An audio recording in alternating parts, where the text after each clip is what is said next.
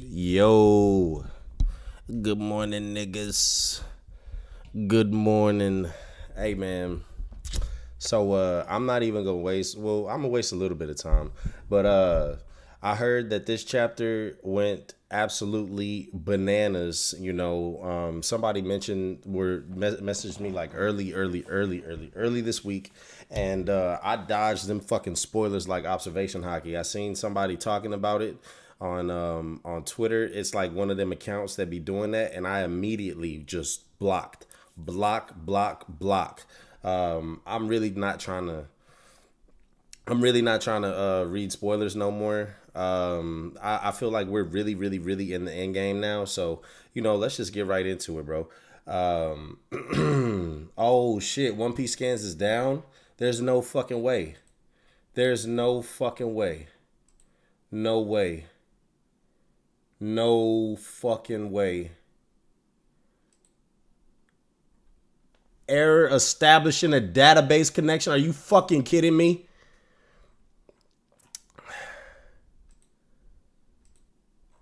Bro, this has to be a joke. This has to be. Am I getting punked right now?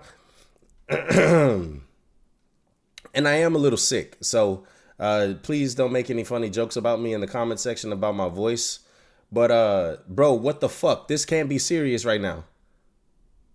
This can't be serious.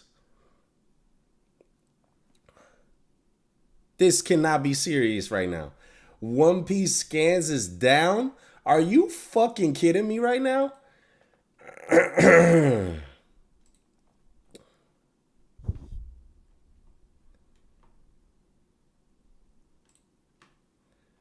Yo, this is some shit.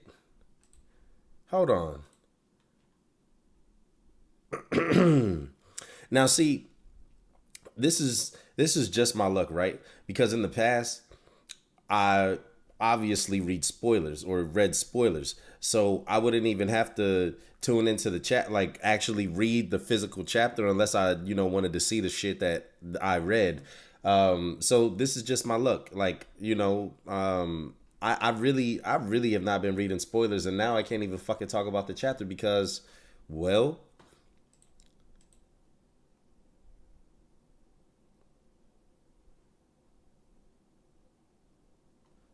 they said they're working on it. Man, bruh, this is nuts. I ain't never, yo, error establishing a database connect, like the whole website is fucking down. Hold on a second. Let me see if it'll pull up on my phone. Man, this is some bullshit, bro. If I ain't never if I ain't never seen some bullshit, this is it. I'm trying to be a changed man here and trying to put out some content. Okay, I got it on my phone. I got it on my phone. All right, cool. So we're gonna read it from the phone. We're gonna read it from the phone. All right, bet. So it's not down on it's not down on the phone. So yeah, okay, cool. Let's get this. And then I didn't react to last chapter because I just I was kind of under the weather. I was kind of sick. So yeah, that's why I didn't do last chapter. I'm still kind of coming back from what I had. So forgive me. But let's get right into this, man. And Oda's going on a break after this chapter, and we'll talk more about that later on in the stream. I'm gonna probably get some people in here. Let me know if y'all want to get in here. If y'all want the link, I'll definitely send a link out so we can have a little discussion. And then I gotta go on about my business. Okay, so that's a nice little cover page right there. With the truth of King Cobra's death still being concealed, the reverie came to an end. This reverie has ended, but has anybody seen Princess Vivi of Alabasta Kingdom? Where is our king? He is seriously ill. On the ships of the monarchs returning home, some stowaways hold their breath. Bro, all of these ads like are disgusting.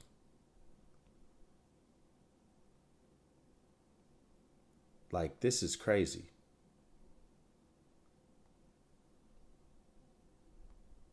This is actually nuts. Okay.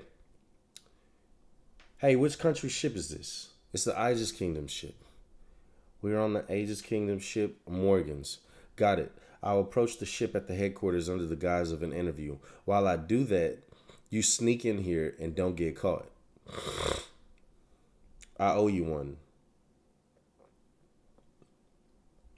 A big news to the extent that the life of a country's king is being threatened. This is truly exciting. So, what did you see, Wapple? I can't tell you. You're the last person I want to tell. Just go back to your ship. No, this is the CP0 I'm dealing with now. Even if I regroup with everyone, they would surely take me by force. Let me use the transponder, Snell. I must contact my father. He's probably worried right now. No, that's absolutely the one thing you must not do. Why? Okay, you got CP0. They're looking for Vivi. Looking for Sabo. So that's Jewelry Bonnie. I'm hungry. And then you got Sabo. If I make it to Lulucia's kingdom, or to Lulucia, I should be all right. Lulucia's kingdom ship. I'm counting on you, Sabo. Survive at all cost. So my man Sabo is, he got pierced by the by whatever that is that Emu did, or I really don't know if that was Emu or one of the Gorosei. I'm assuming it's one, maybe possibly one of the Gorosei, but once again, we'll talk about that. Before long, the news about the murder of King Cobra of the Alabasta Kingdom, and from the same kingdom, the disappearance of Princess Vivi is known throughout the world. The Holy Land married Joy. That Sabo is also a man who carries a checkered fate. I doubt there's anyone else whose life is as surrounded by D's as his. I think it's about time we settle the egghead matter. Kachak. Yes, Lord Emu. Fire Room, Pangea Castle. The weapon created by Vegapunk, Mother Flame. I want to use it. That's right. We need to test it to see if it's the real deal or not. So let's decide what to do with Egghead depending on the experiment results. We can test it on the sea, or rather a forest. Do it on Lulucia Kingdom. But there's a lot of people there. I don't care. Understood. The world moves by the will of the Creator. But why choose Lulucia? It's close. Indeed. Very well. It will take some time to prepare. Please wait. The Lulucia Kingdom citizens are showing signs of rebellion there. It might be a good setting of an example. At any rate, we can use that power as we wish eventually. It will put an end to long withstanding conflicts. Okay, so we finally getting all these niggas' names. 5 Elder Stars, Military God of Scientific Defense, J. Garcia Saturn. 5 Elder Stars, Military God of Environment, Saint Marcus Mars. Yo, we got to make a video about this shit right here. 5 Elder Stars, Military God of Law. So they're all military gods. Military God of Law, Saint Topman Walkery. 5 Elder Stars, Military God of Finance, Saint Ethan Baron V. Nasujuro. Oh, bro. Warrior God of Agriculture, Saint Shepherd Jew Peter. Okay, so the youngest one seemingly is called the Warrior God. And then the rest of them are all called military gods. So, bro, listen.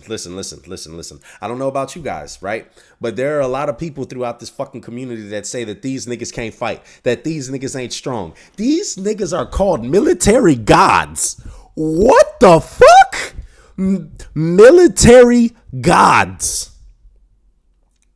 And y'all want to try to tell me that these niggas ain't going to be throwing hands? Look at me. That is asinine, okay? Let that narrative die today with this chapter 1086. Let it die.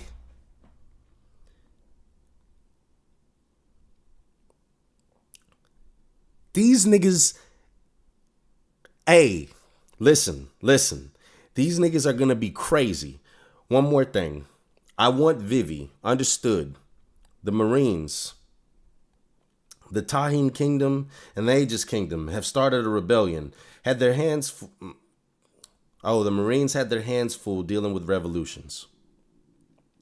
And various government-affiliated countries across the world after the abolition of the Seven Warlord system.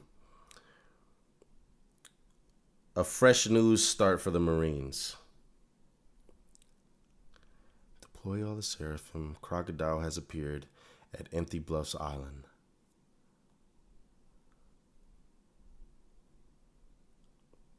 Bro. So, also, right? I think that this confirms. So look, right? This is crazy. There is. So I think we talked about this, right? About the rest of the Seraphim. Okay, so there is a little Dofi right here. There's a little Moria, and then there's a little Crocodile. Okay, so I think that what they did is that they made these the new warlords, or the new Seraphim, after the original 7, after the original warlords. So it was Crocodile, Dofi, Kuma. What I say? Crocodile, Dofi, Kuma, Mihawk, Hancock, Jinbei, and then who's the last one? Who the fuck am I missing? Because Blackbeard's not an original member of the Seven Warlords. Who the fuck am I missing?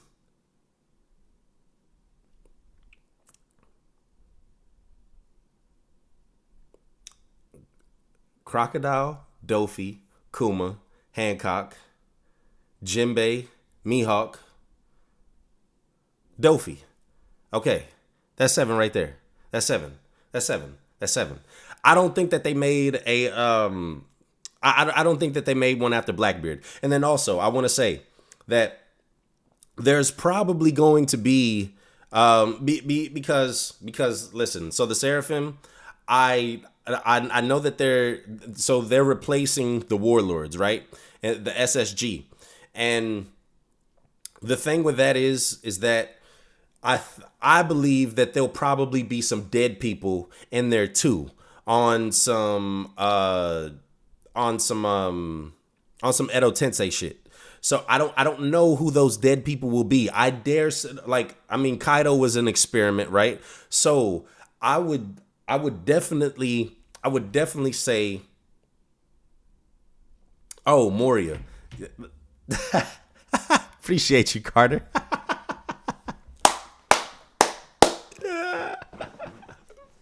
Appreciate you. Bro, I can't stand Warrior. But anyways, so I think that these there's gonna be some, and like with Kaido, right? I think that there'll probably be a younger Kaido, or a young Kaido in the SSG. I don't know. I don't want to say that there's gonna be a Roger, but the Marines did execute this nigga. They had his body and they disposed of it. They did what they did with it. So who knows? But anyways, let me get back to it. Yo, this is nuts. I like that we finally got the confirmation of these other 3 though. When I arrived at Lulu, so we're back in the present now. When I arrived at the Lulusia Kingdom, I saw King Seki and Princess Komain get captured by the citizens who were waiting for them. As a stowaway, I was welcomed with open arms. That's when I first saw the article in the newspaper and learned that I had been framed as the Kingslayer. As usual, I was treated as a hero even though I wanted to tell the truth. I swallowed my words. I can feel the spirit of revolution in the air. Thanks to the influence of Betty and the others, there were many people in Lulusia who wanted to enlist in the Revolutionary Army. Those were the people I brought here with me. So Bello Betty's power is very, very interesting, and I wonder how that will work, or I wonder if that will work to shift the tides in the war. and the final war that's coming. It has to be, because it can't just be as simple as that. I guarantee you it's probably going to be a little bit stronger depending on who she wants to affect with her powers. Like if Dragon or Sabo is like on there, like about to lose or something, like on some even cove shit, she's gonna boost them up with morale, adrenaline, and all of that shit. I couldn't find a jamming transponder, Snell, so I was unable to contact you there. But as soon as we set sail, I made indirect transmission, which was the call I did at that time. Okay. The government might have intercepted it, but it will appear as if I was still in Lulusia Kingdom. But in reality, I was already at sea with a group of aspiring recruits. So a lot of people speculated on that there was or that Sabo was like looking at the island instead of actually being on the island. So kudos to all of you people that said that. And during that call, when it happened, wasn't it the disappearance of the Lulusia Kingdom incident? Yeah. There was a state of panic on the ship too. There were a lot of citizens who left their families and their country. They saw their homeland blown away right before their eyes. That must have been hard for them. What in the world happened there? A huge shadow covered the sky above us. And then, in the very next instant, I was already a huge shadow. I can't really explain it. Whether it was a living thing or something naturally occurring, there was something pitch black flying above the clouds.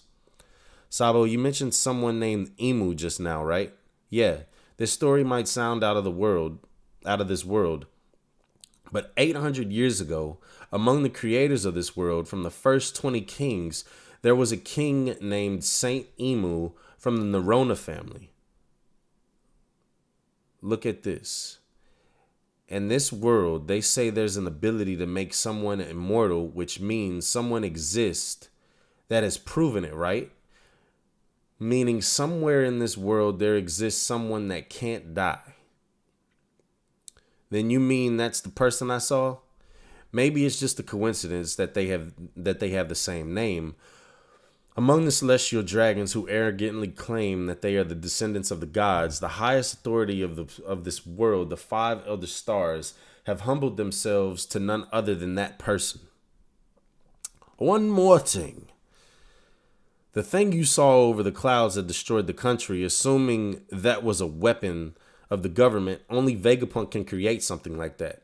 Wait, Eva, Vegapunk wouldn't create a blatant weapon of mass murder like that, right? Then what if it was an ancient weapon? If Emu is a person from the ancient past, then it all makes sense. The ancient weapons definitely do exist. Robin told us. But if they possess a weapon like that, why did they never use it before? Why only now did they use it?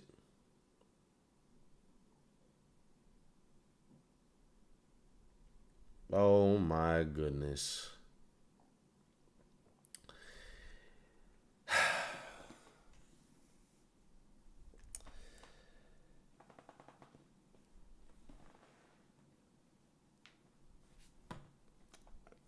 It's not Shanks.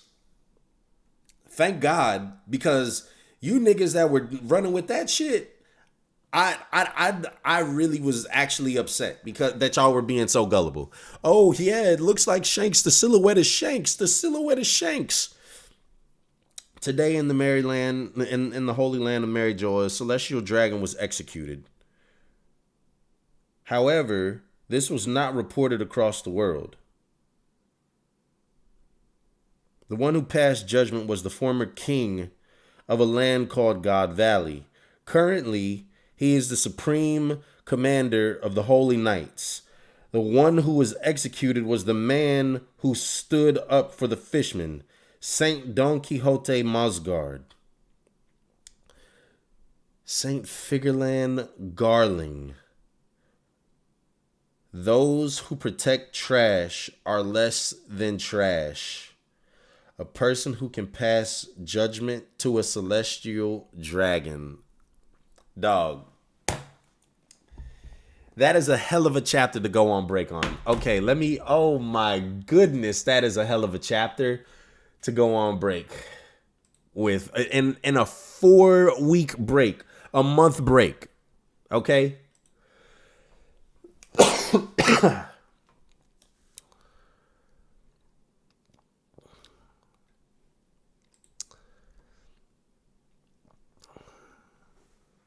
Oh, I said Dofi twice. Okay, so the last one I was missing was Moria. My bad. My bad. Carter corrected me on that. See, I forget about Moria so much because Dofi killed this nigga. I count Dofi twice to account for Moria. My apologies.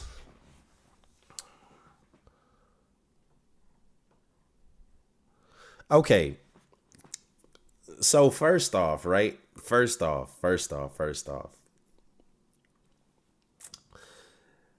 I need you niggas to like the stream. That's what I need you niggas to do. Like the stream, damn it. Please, like the stream. Everybody in here, like the stream. So now we're not going to be back for 4 weeks. We're not going to be back until July. And I'm going to tell you guys. I'm going to tell you guys now. I don't like making promises like this. I don't like doing this shit. But since I can confidently say that I think One Piece will be ending, and I say seriously the next I say the next 3 to 5 years, bro, we got to capitalize on it. We have to make the most of our time. And I know I've been saying that. So listen, you guys don't hold me accountable. Just talk shit to me. But we are going to be talking about this shit. We are going to be talking about this shit for the next month. All of this. All of this. The captain's cabins are going to come back. They are going to come back. And we are going to be talking to all of the people throughout the community about what they think is going to come of this. What is going to come of all of these developments. And now, before I actually talk about the chapter, okay, I just want to say that I am very, very, very excited about Oda going to get surgery, because I don't think that I don't think that it is that it should be understated that these mangaka are literally risking their health, they're risking their bodies, they're risking all of, their well-being, their overall well-being, time with their family, to kick out this content for people like us. Okay. So I'm very, very excited that Oda is not only getting eye surgery for himself, but also due to the fact that he is taking care of his health and he gets another break. I think that Oda has worked so hard to the point that Oda should get these 4-week breaks like this. He should get those at least once a year. I truly believe that. I feel like it makes him come back refreshed, and it keeps the community alive, because it keeps all of us speculating every single fucking time that this man has gone on one of these breaks. It is a fucking chapter every single time. It's only happened 3 times. Only happened 3 times when he's gone. Like, since I've been reading One Piece and caught up, it happened the time skip. Then it happened just recently, like almost towards the end of Wano. You guys remember that? And then now this one. So it's happened 3 times. 3 times. So like, I'm just ecstatic that Oda is getting a break. I feel like I truly feel like he has been on some legendary shit right now. And I really cannot say anything. I can't say anything bad. Like 2 weeks ago, I said, Like how Oda hasn't made like a full double page spread. And that's me being nitpicky, right? Because what I'm like, obviously he's made double spreads, but what I mean is like a literal page and a literal page come together to make one full picture, one full page. Like not little panels and all of that stuff inside, but like regardless, right? That's besides the point. I cannot express with enough words how happy I am just for One Piece, for us as a community, and more so than anything for fuck us, Oda and his family. I think that this is gonna do wonders for him, and I hope that the staff, Shonen Jump, all of them, for the sake of One Piece, their cash cow, I hope that they implement something like this, or they let him get even more breaks, because I really don't care how long One Piece goes. I just want One Piece to finish. I want One Piece to ride off into the sunset, and I want Oda more so to ride off into the sunset. Things may have gotten a little shaky, but I feel like the ending of a story is probably the most important part. How you finish it off, okay? Yes, I want to see the art improvement. I can't wait. I cannot wait to see just what this does. But like, I think that I think outside of the quality of One Piece improving with this break and this 4-week surgery, I think that it's just more important for Oda's health, because I don't want there to be another tragedy like with Miura, how Miura didn't get to finish his life's work.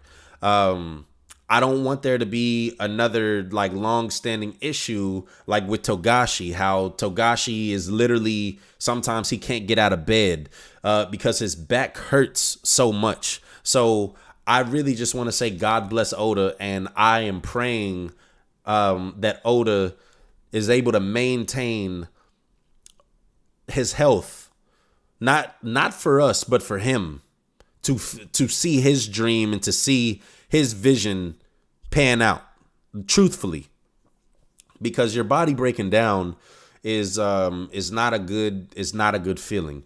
So yeah, I just wanted to say that all of the all of the jokes and stuff about Oda and so on and so forth, like, bro, I like every time I want to say something critical about One Piece, I just think that I've actually written 2 chapters of Anchor, or I've written 10 chapters of Anchor, and actually put out 2 chapters of Anchor, and there was like 3-month span in between a 48-page chapter and a 20-page chapter, and Oda is kicking out damn near 20 pages back to back, week by week by week by week by week. And he's been doing that shit for over a decade.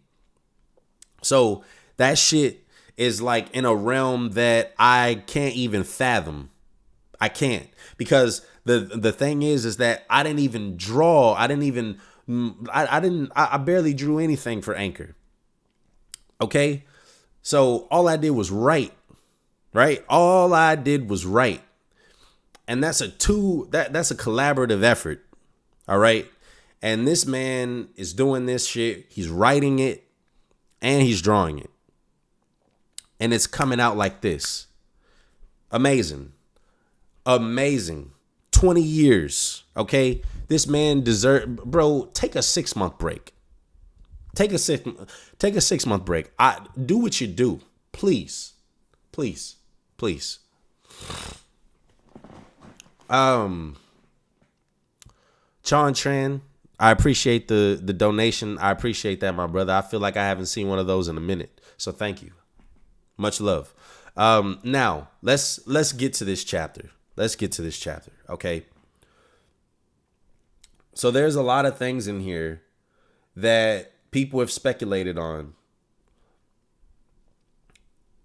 And the main thing that I want to talk about, or the main thing that I want to point out is the fact that it is almost been confirmed that the immortality surgery was done on Emu, and I think that is why they were so adamant. Like listen, right?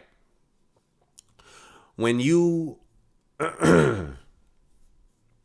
when you go back and you read Law's backstory, okay? Now, obviously, perspective or hindsight is 2020, always, right? So they were offering 5 billion berries for Law's fruit, okay? Obviously, that was going to be returned over to the world government. The Marines were not going to keep that. That was going to be returned to the government, okay? So, do you realize that fruit is more than Kaido's bounty, is more than Big Mom's bounty, is right under Whitebeard's bounty, right under Gold D. Rogers' bounty, okay? So, the two people with the highest bounty in the entire series that we've been confirmed on. Okay? So the two highest bounties in piracy in the from pirates throughout the world, okay, are just about the same as this fucking fruit. Okay?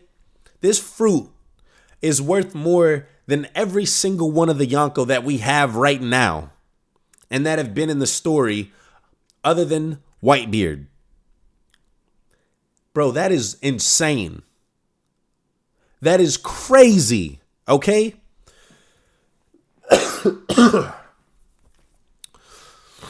46 million less than Whitebeard's bounty is the amount for that fruit.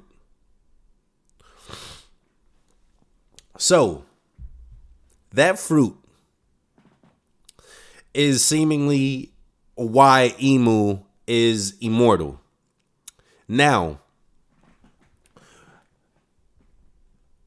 maybe this is why Dofi wanted Law's fruit, because he knows about Emu and he knows the secret. And that is why Emu tried to get him assassinated in prison. Dofi knows all of this.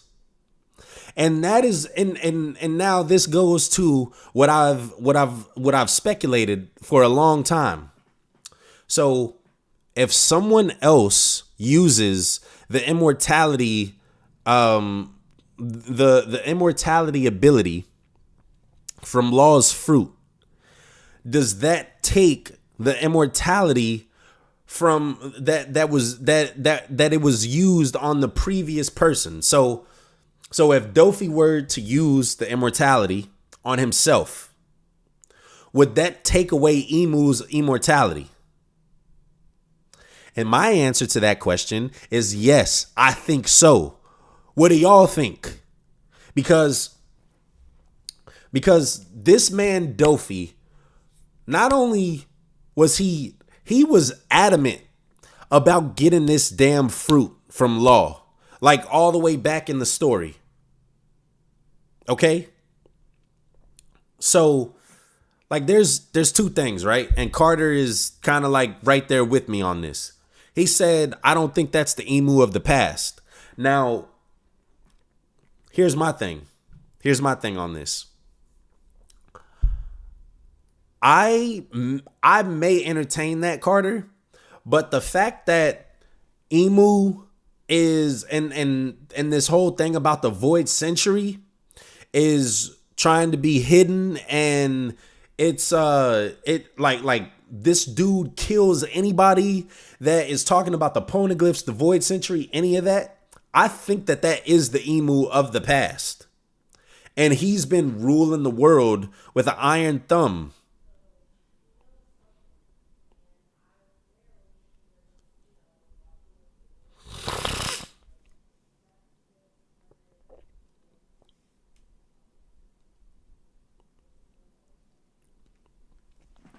So, okay, so then we have to figure this out. are the Gorosei immortal as well with Imu? Has Imu just gotten this fruit over and over and over again throughout history and made his underlings immortal along with him so that they can continue to rule over the world? Because I'm going to be honest, the Gorosei definitely look immortal. They look immortal because all the way back in the Ohara incident, there is no change, no relative change in any of the Gorosei. They all look the same. They all look the same. So what do y'all think? And then, yeah, bro, Imu is actually nuts because this man had no reason to erase the Lulusia Kingdom. He just said because it's close. He said because it's close. And then it just so happened that Sabo was going there. And obviously, I think he kind of like put two and two together. Like, okay, you about to, okay, cool. So bro, this chapter was amazing. It has literally given us content to talk about, speculate about, for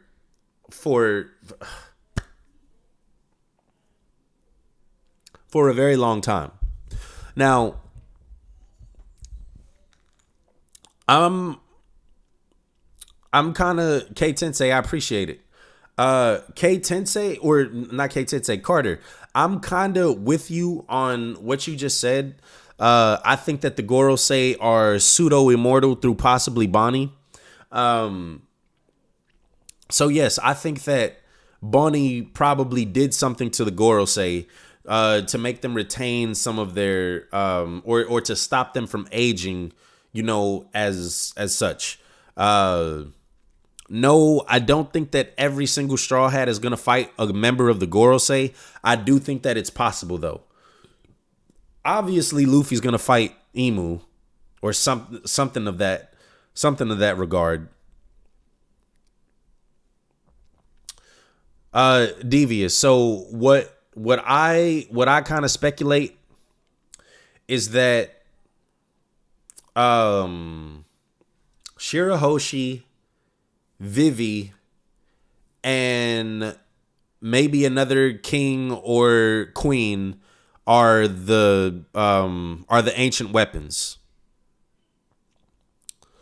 So it's probably it might be Vivi and Shirahoshi that are the ancient weapons. So Vivi is possibly Uranus, and then Shirahoshi is Poseidon, and then Pluton is actually a physical object.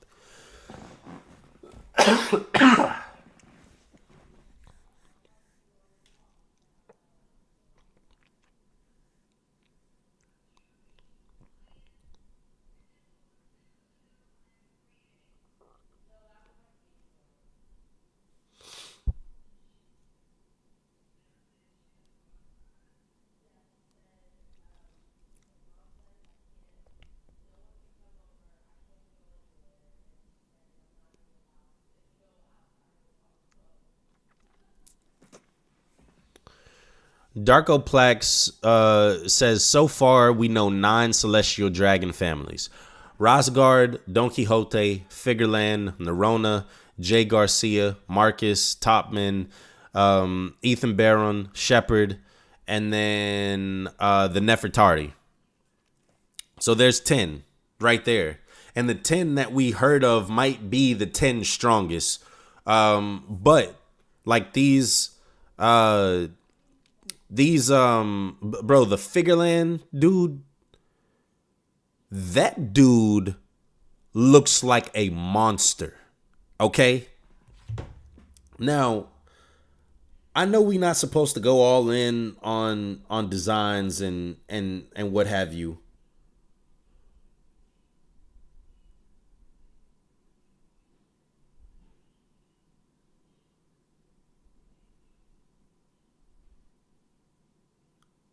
Bro, they're making you log into One Piece scans now? What the hell?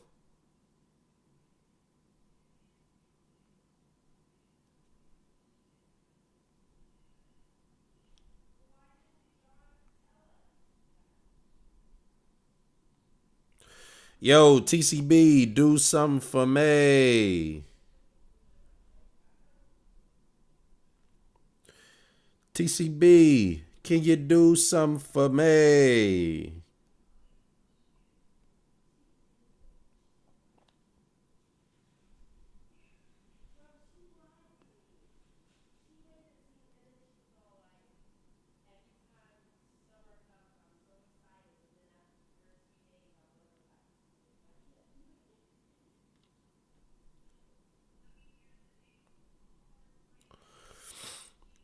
I want to say too. Oh, they got hacked. That cover with Luffy, Garp, and Kobe.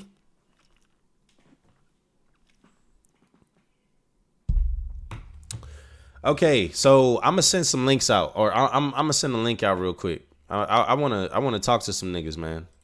I wanna talk. I wanna talk. I wanna talk. I wanna talk. I wanna talk. And then we'll get back into it. We'll get back into it. Hang on a second, y'all. Let me get this going real quick. Get this going.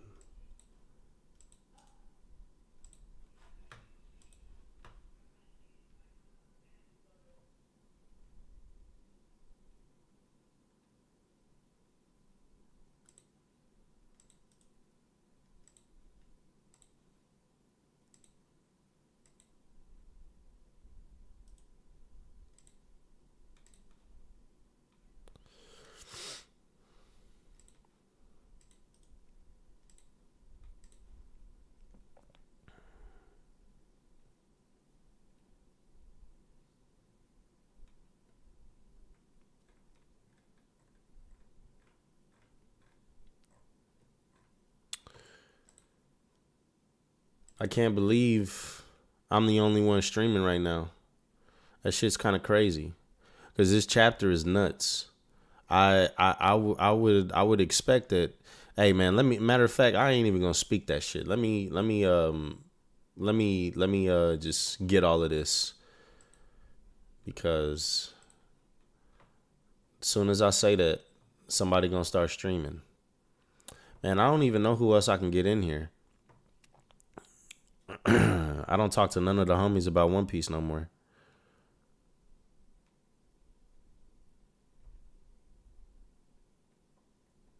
I sent the link out to the people that I want to have. The people that I want to have in here. If y'all want to, if you want to get in the stream, if you want to talk some One Piece, just send me a message on Twitter. Y'all boys know what's up.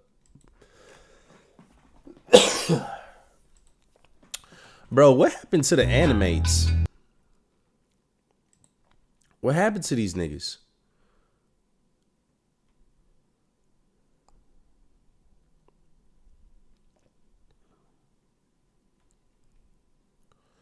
Animates podcast. Like, I remember talking to some of them niggas, bro. What happened? Where them niggas at?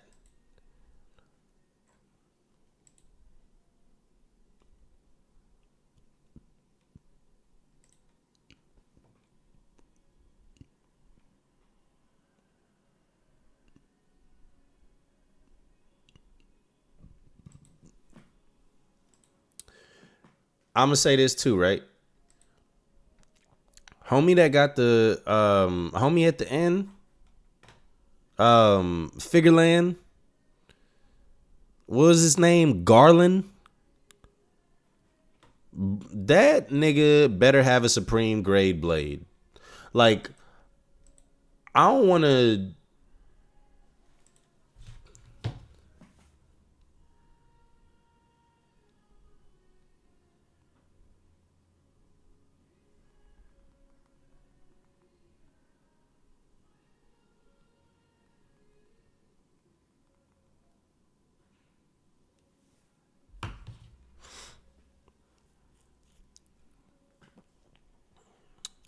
Yo, what's good, Bow? What's good, my brother? Hey, yo, everybody in the stream, please like it. Or yes, everybody, please like the stream. We not even at a half at a half ratio, okay?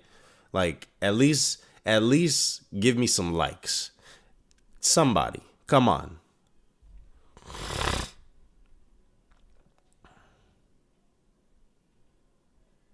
Yeah, he looks raw. That nigga looks crazy. Thank you very much.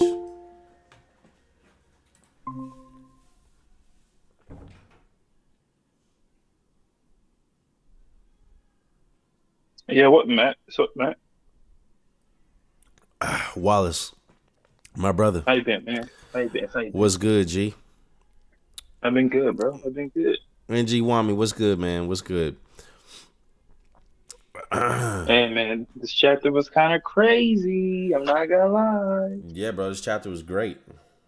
This chapter was amazing. Bro, like, there's so many things I want. Like, I don't know where to start, bro. I would say this though: the fact that like it's confirmed now that Shanks is basically a celestial dragon is kind of crazy. Wait, how I'm is it not. confirmed that Shanks is a celestial dragon? So I didn't watch what's it called? Film Red, but I think in Film Red or in something released after Film Red, they said that Shanks' last name is Figureland, whatever it's called. Okay, so in Film Red in Film Red they say that his name is Figureland. I haven't seen Film Red. I heard it was a musical. Yeah, I think in Film Red or in some book released after Film Red about Film Red, they said that was his real last name. So I'm assuming that he's probably related to this new guy we just met. Yeah, possible. It's possible. Let me Which see. is actually kind of interesting. And I guess it makes sense. Like if this guy was the king of God's Valley, right? And then they found Shanks at God's Valley, that makes sense. Yeah, that makes perfect sense. So I'm just wondering now. Like I'm assuming Shanks knows who he is. I'm assuming. Like he definitely knows who he is.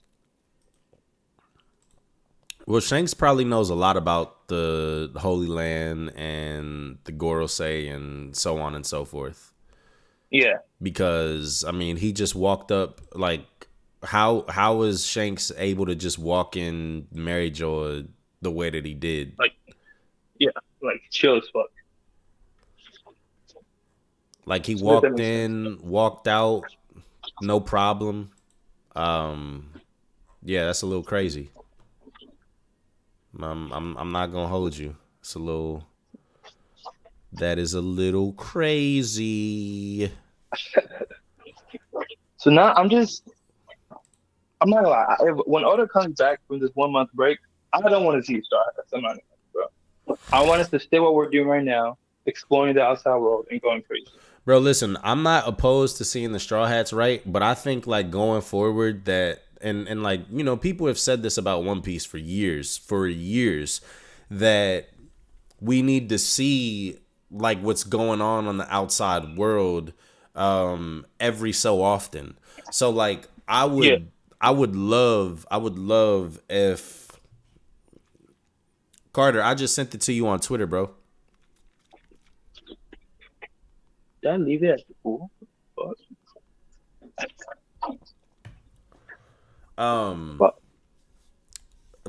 People have said that like that One Piece needs to do this, and this is definitely definitely a breath of fresh air. So it's like I wouldn't mind having like 2 or 3 chapters like this every once in a while. Yeah, for sure. I agree. Like it doesn't have to be it doesn't have to be like, okay, I need 20 chapters of the outside world.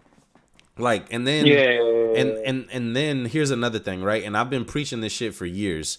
As far as like Oda using the newspaper. So like we can keep up with the outside of like the outside world events through the newspaper. Like if we're seeing some of the through the cover stories, if like we see that So we know that Luffy doesn't read the newspaper, but we know that Robin and Jinbei read the newspaper. And Jinbei more specifically is the one that like kind of brought Luffy up to speed on everything that was happening throughout the time skip. So now that Jinbei is actually a part of the crew, I would love for every so often Jinbei be reading the newspaper and he tell the crew everything that's happening, like tells the crew and tells the readers everything that's happening on the outside world. And I don't need a flashback to it, but like just to hear it and just to see like, you know, these like real time reactions and like to see how that like moves the narrative of the One Piece world forward. I would love that. I think it should be like a there has to be a middle ground to it, because we got to see the Straw Hats, but we also need to see the real world, outside world. Yeah.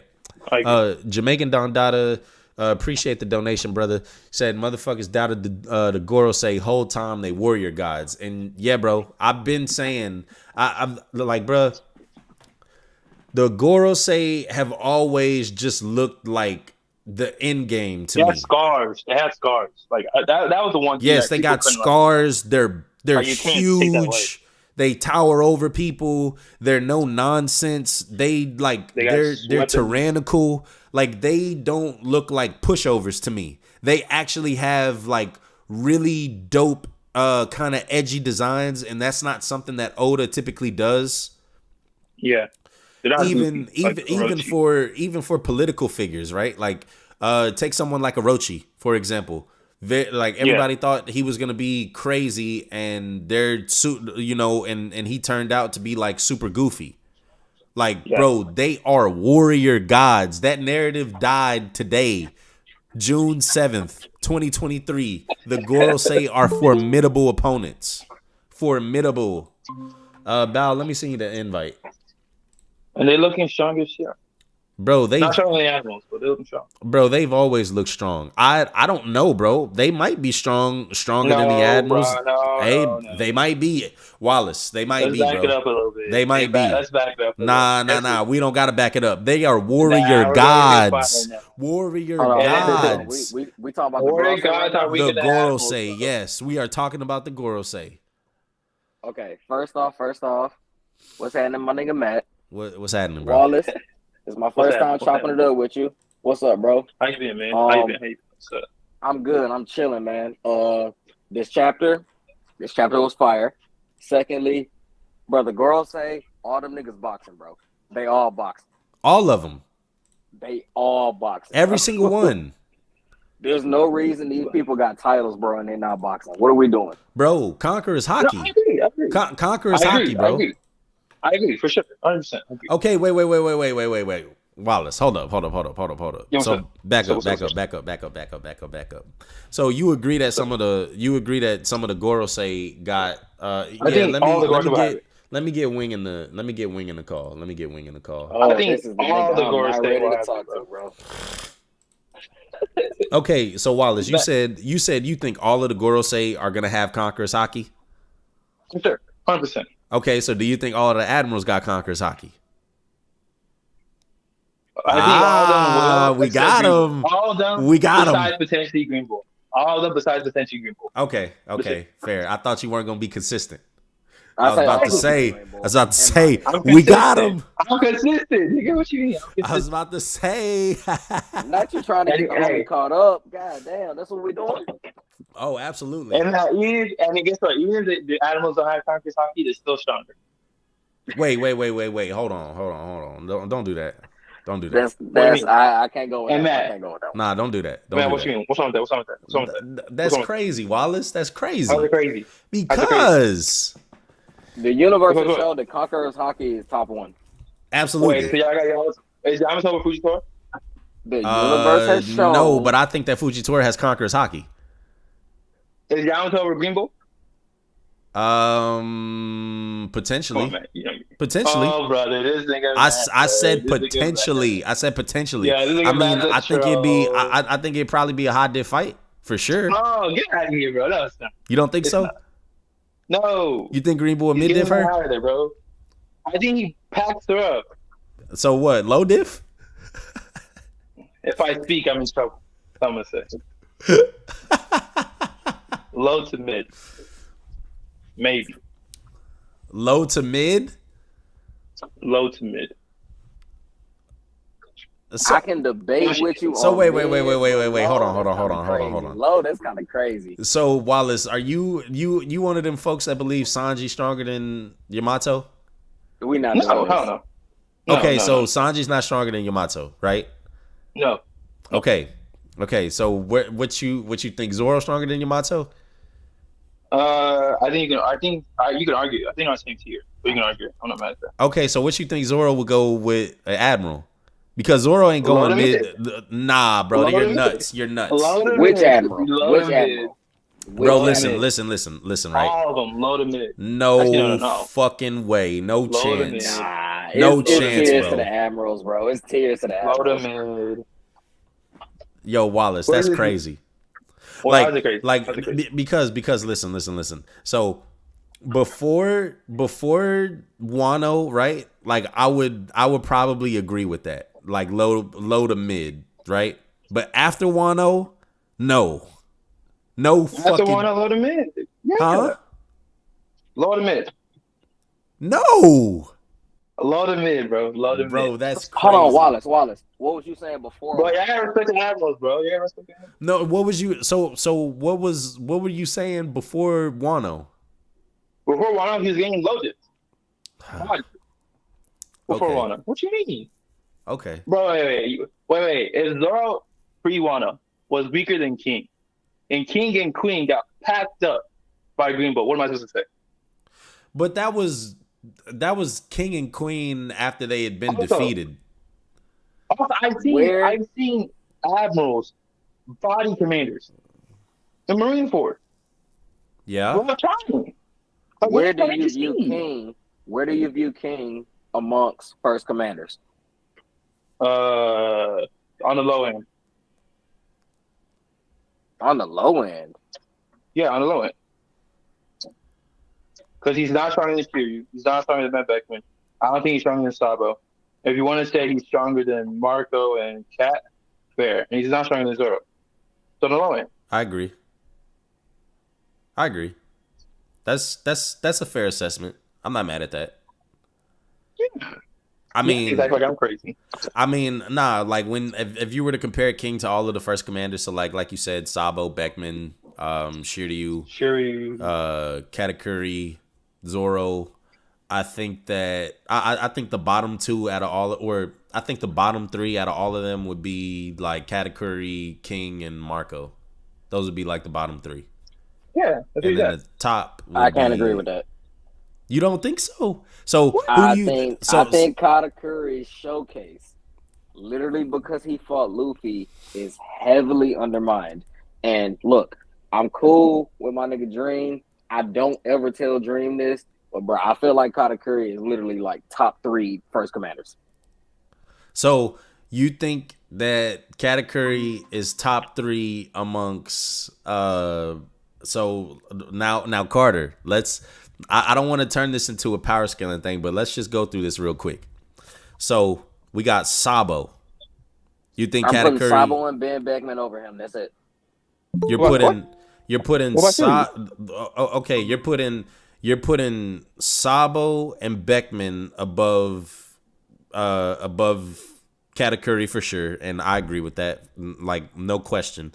Shiryu? What's up, niggas? Hello, sir. What's happening? Bro. So Shiryu, no, I'm not putting Shiryu over Cat. Not as of right now, based on what we've seen, based on what we've shown.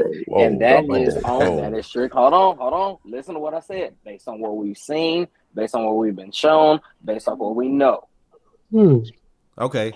His devil fruit is to go invisible. Katakuri is literally, at this point in the story, probably like what, top 3 best observation Haki specialists? I wouldn't say that. Nah, probably not. What would you say? I say Luffy's better. Yeah, I think Fujitora has the best observation Haki in the series, and then okay, you know what? I didn't think about Fuji because the ones I was thinking of overall, Fuji. I was thinking Shanks. And I would possibly throw Kaido. I would throw Mihawk in there too.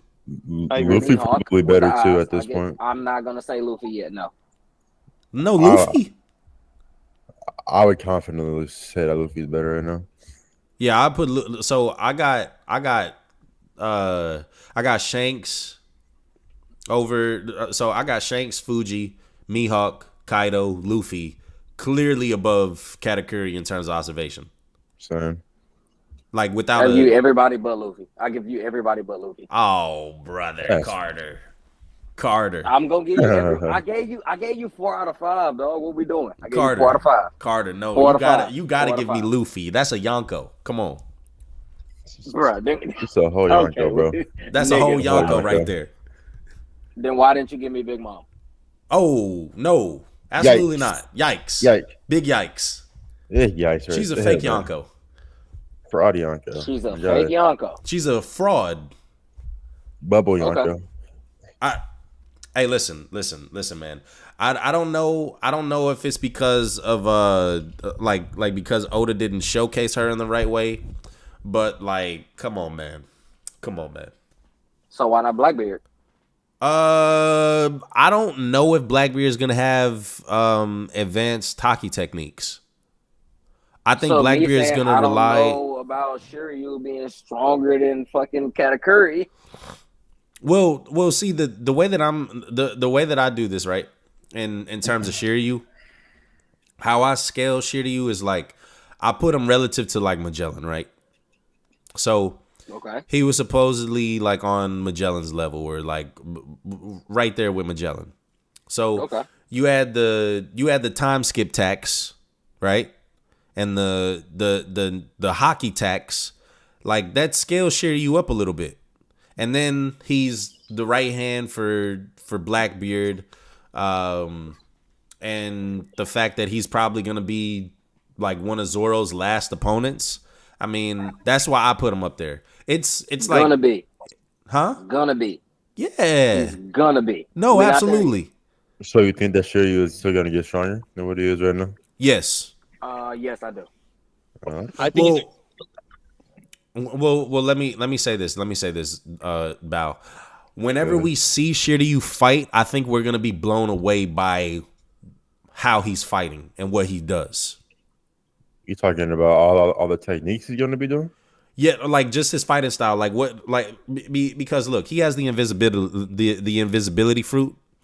So like, I'm guessing when you pair that with swordsmanship. Like, what if he's able to make his blade invisible and like Zoro can't see the slashes and stuff like that? I think that observation Haki is gonna be like the most important like part of Zoro's fight with Shiryu. If you get what I'm saying. Probably. And I think that's the fight where he's gonna cut nothing. Hold on, before you even get into this, hold on. I want to say I'm 35% because I was just talking to the homies yesterday. I was just talking to 2, maybe 3 of my homies in Discord. Yeah. About the whole cut nothing theory. Uh-huh. I gave you credit. I said if that shit happens, I heard it from you first because you've been preaching this shit for years. Oh, well, thank you, my brother. Thank you. I appreciate that. I heard you say this like maybe 3-4 years ago, bro. I appreciate that. If Shiryu goes against an observation Haki specialist, I'm on your side. I believe that will be Zoro's greatest feat. And yeah, I think that like I'm not saying that Zoro's observation Haki is weak, but I definitely think that like Zoro's observation Haki is definitely the weakest of his Hakis. For sure. Yeah, probably. But do you feel like in order to become the world's greatest swordsman, he has to surpass Mihawk in all aspects? Yes, absolutely. There we go.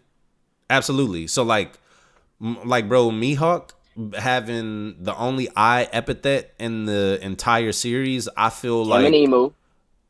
No. Emu doesn't have the epithet. Yeah, he doesn't have the epithet.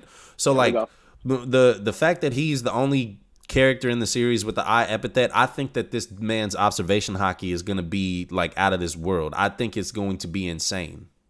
For sure. Which is already crazy because we feel like his Conqueror's Haki is already insane. Well, yeah, I mean, like, I don't know how to weigh that out.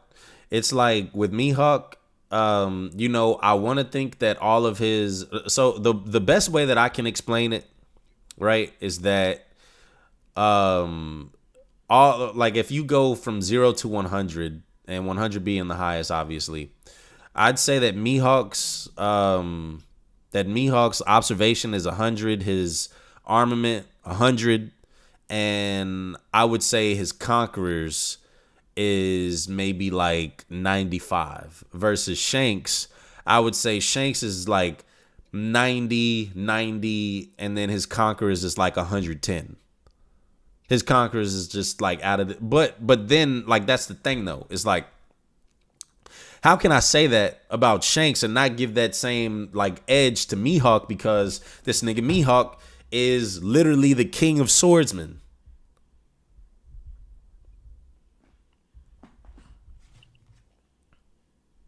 Then you get into the whole muddy waters of what is a swordsman, and I hate that fucking debate. Yeah, when it comes to I One hate Piece, that shit it's too. trash. I hate that shit too. Look, long story short, bro, like when it comes to swordsmanship, Mihawk's better than Shanks. When it comes to power, influence, and shit like that, Shanks is over Mihawk. If they had a one-on-one fight, nigga, we don't know how it would go yet. No, we absolutely don't. Gave us, that's it. I don't understand why this is still a debate. Well, I mean, people would say that Mihawk's gonna win because he's, because he's a world's strongest swordsman. Well, I'm not starting. I'm not starting this. I'm not starting. Yeah, I'm not doing that. I'm not doing it. I'm not doing it, bro. I'm not doing it. Yeah, what's up? Hey, hang on, real quick, Wallace, real quick. Lancelot C, appreciate the $5 donation, my brother. Just caught your stream. Love you, man. You have another place you stream? Nah, I really don't. This is mainly the place, so just tune in right here. Yo, Tristan, we're not talking about that, bro. Shut up. Go ahead, Wallace. So my question was, what the fuck I think the finance war god, agriculture war god, justice, like what do you think those like environment, like what do you think those mean? I was confused on those. I think it means that they're war gods, Wallace. Like why like finance, environmental justice? So like what is the agriculture war god? So maybe you know how the world government kind of like just commits genocide and kills like and kind of manipulates conflict and stuff. I would say maybe like anything financially. So anything like financially, anything that comes down to money or things of that matter, that Gorosei handles that. And then stuff for agriculture, things like what are all of them? It's agriculture, finance, justice, environmental, defense, science.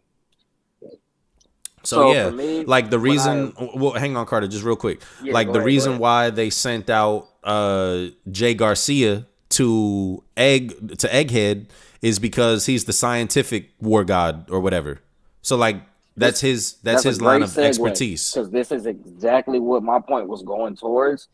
As soon as I read the titles, and Matt, you read the chapter before I could read the chapter, because apparently you got in the website when I couldn't. So fuck that. Hopefully scans do better. But every time I read one of the titles of one of the 5 Gorosei, in my mind it tied it to a specific character. Like the science nigga, I tied that to Vegapunk. Yeah, makes it even more relevant because he's literally going to Egghead. Right. I saw the God of Law. I'm thinking like Judge, but I'm also thinking Trafalgar D Law, trying to see how that ties in. The God of Finance. I'm thinking of the King of the Underworld. I'm thinking of Dofi. I'm thinking of Money. I'm thinking of Kaido. I'm starting to think of like a bunch of different names and trying to figure like the brokers and stuff. So maybe he's like involved in like maybe he's actually the real king of the underworld and he oversees all of that shit that was going. Like that's what I would say. And that's hella ironic, seeing that he would be the overseer of the underworld, but Dofi is the figurehead who is a puppeteer. But he's actually a puppet. Yeah, but he's actually a puppet for the real king of the underworld, who's the Gorosei member. Yeah. That's where my mind started rapping. Yeah, I like that. I like that. I would say so. I just think that it's like, it's something along those lines. And then like so Tristan just said this. I'm interested in the difference between the military and warrior titles. It's like, what's the discrepancy there? And like, why are some called warriors and some are military? But they're all called gods. And is that this is like something you even said in your reaction was he looks like the youngest one. Yes. What the does one that that's mean? the one that's the military, the military god, he's definitely the youngest one. So like what does that mean? And then is the god part linked to their Zoan fruits, seemingly? That's what I would say. Is the God part linked to God Valley? Because we got that revelation at the end of the chapter. Well, nah, I think the Gorosei were already in place before God Valley. But I'm saying, did they get these titles through or at God Valley? Through the Because God Valley incident? Still, yes, because it's still a complete anomaly to everybody. I think but it's the only definitely thing we possible. got at the end of the chapter, we got the leader of the Holy Knights. They say TCB is out, supposedly. Yeah, I think And also, is the news, so I know it probably wouldn't have been announced while he was still there, but this is the first time in the entire series grave injuries have happened to a celestial dragon. So, well, this is the first time in the series that a celestial dragon has died. Yeah. That's what I mean. So my whole thing is, Morgan's, was he still at Marijoa? Was he still in the vicinity when Charlos was trying to take Shirahoshi? And that whole incident went down because the same celestial dragon that just died is the one that punched Charlos. Yeah. If Morgan's was to see happen. That's why they killed him. If Morgan's was to see this happen, though, because Morgan's, as we see, got away, is he putting that news out?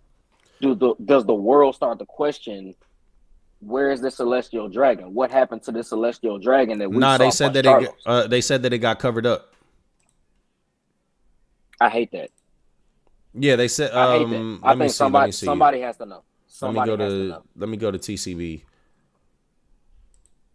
Because now I feel like that news is going to get out and it's going to start to paint a negative image on the celestial dragons. Not necessarily that they will injure one another, but more so them niggas can get touched just like everybody else.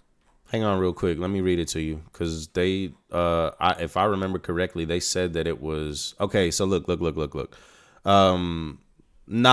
So this happened. This happened like it went to present day, right? So in the narrator box, present day, the Holy Land of Marijoa, a celestial dragon has just been sentenced to death. However, this information will never be reported to the outside world. The judge was the former king of the land known as God Valley. And that's when we got introduced to the very end of the chapter. Yeah, that's when we got introduced to St. Garland Figureland. So that news is never gonna come out because like it seems like, so obviously Imu is at the top and then the Gorosei are right under Imu. And then you have the celestial dragons. And then it seems like this dude, Saint Figureland, and the supreme commander of the Holy Knights, he is between the celestial dragons and the Gorosei.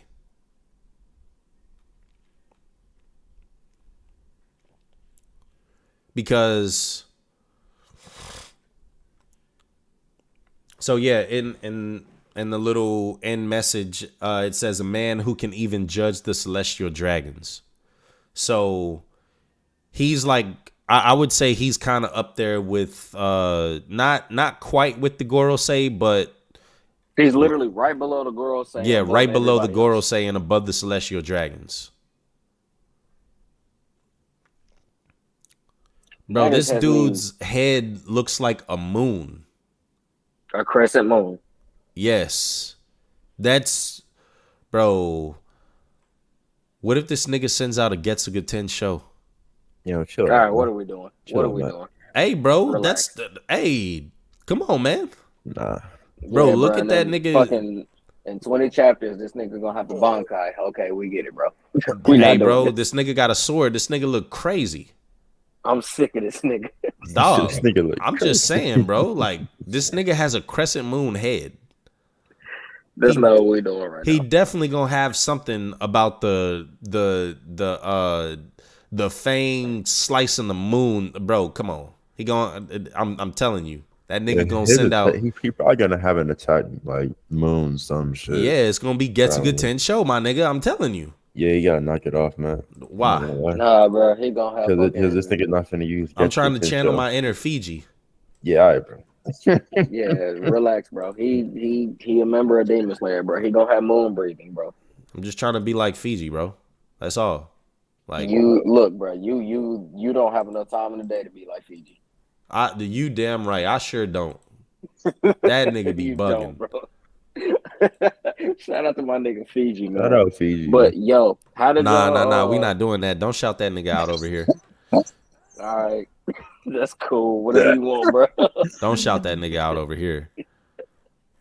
But how did y'all feel about the whole conversation between Ivankov and Sabo about the emu, the immortality, all that stuff?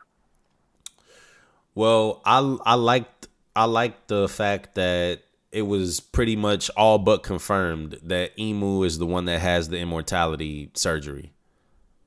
All but confirmed. I like the way you worded that. Yes, all but confirmed. I mean, we're in that stage. Like, I don't think that we need it to be confirmed because, like, the context gives us that. And then, like when you go all the way back to Dofi and everything that Dofi was trying to do and the secret that he knew, Emu probably is the one that got the immortality surgery. Yeah, probably. And Dofi was trying to replicate that.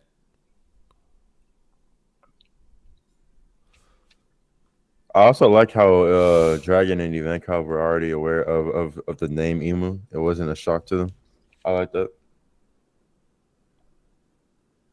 I like the way that they were aware of the name Emu, as well as when Sabo was explaining what happened to Lelouchia, Dragon, when he heard about the huge shadow in the sky, it kind of like triggered him a little bit.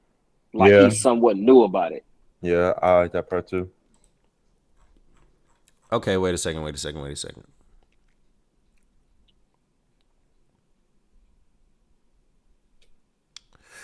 Okay, so like y'all people that do this, like I'm not like, why do y'all do that? People say eternal youth is not the same as immortality. I think in most manga it's a pretty like, It's a synonymous term. yeah, Like, that's pretty much the same thing in manga. yeah, though. it's pretty much the same thing. Eternal youth is synonymous with immortality. The only thing I will say to go with that is it's kind of similar to what I was talking about when I was in the chat earlier. People may not have read it, but I'm here now, so I'll say it. What I said was I believe Emu has immortality, and I believe the Gorosei, all members of the Gorosei, have a pseudo immortality, as in they use Bonnie to keep reverting their age, because that is the power of her fruit. It is able to be used on herself and others. So that will be quote unquote eternal youth or pseudo immortality. And then also, right? So like context is everything, right? So right after Even Cove says that since we know an ability granting eternal youth is said to exist, which means there is a person out there that doesn't need to worry about death. So the people out there that try to do this thing, that play the semantical oh, immortality isn't the same as eternal youth, then why are they like, why does Ivanko specifically talk about he doesn't need to worry about death? Because as you guys say, eternal youth isn't immortality.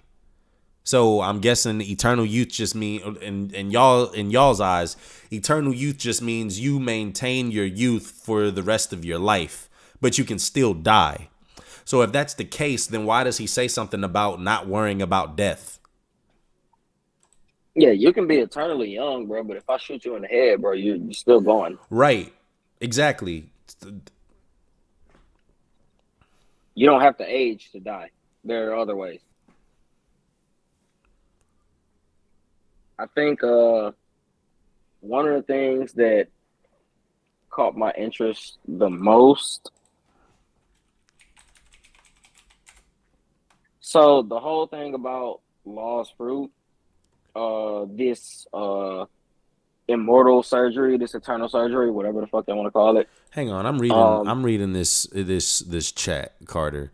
So one person says eternal youth means you can still die from getting your head cut off. Okay, right? So we get that. Cool. And then somebody says immortality means you can regenerate and heal from any injury. I don't think that's what that means. Bro, look at Hidan from the Akatsuki and Naruto. That nigga was immortal. What happened to him once his body blew up and he got buried in a hole? He was still alive. Exactly. He's just in a hole. Decapitated and blew up. He didn't regenerate, resurrect, none of that shit, bro. He's literally just there talking shit for eternity. Yeah, I don't necessarily know if Emu can die. It may be a similar situation to what we just talked about.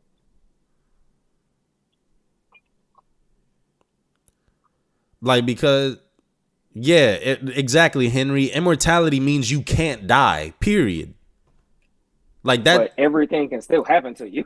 Yes, but everything can still happen to you. Living forever, never dying or decaying. That is what immortality means. And then eternal youth just means that you maintain your youth. You don't age.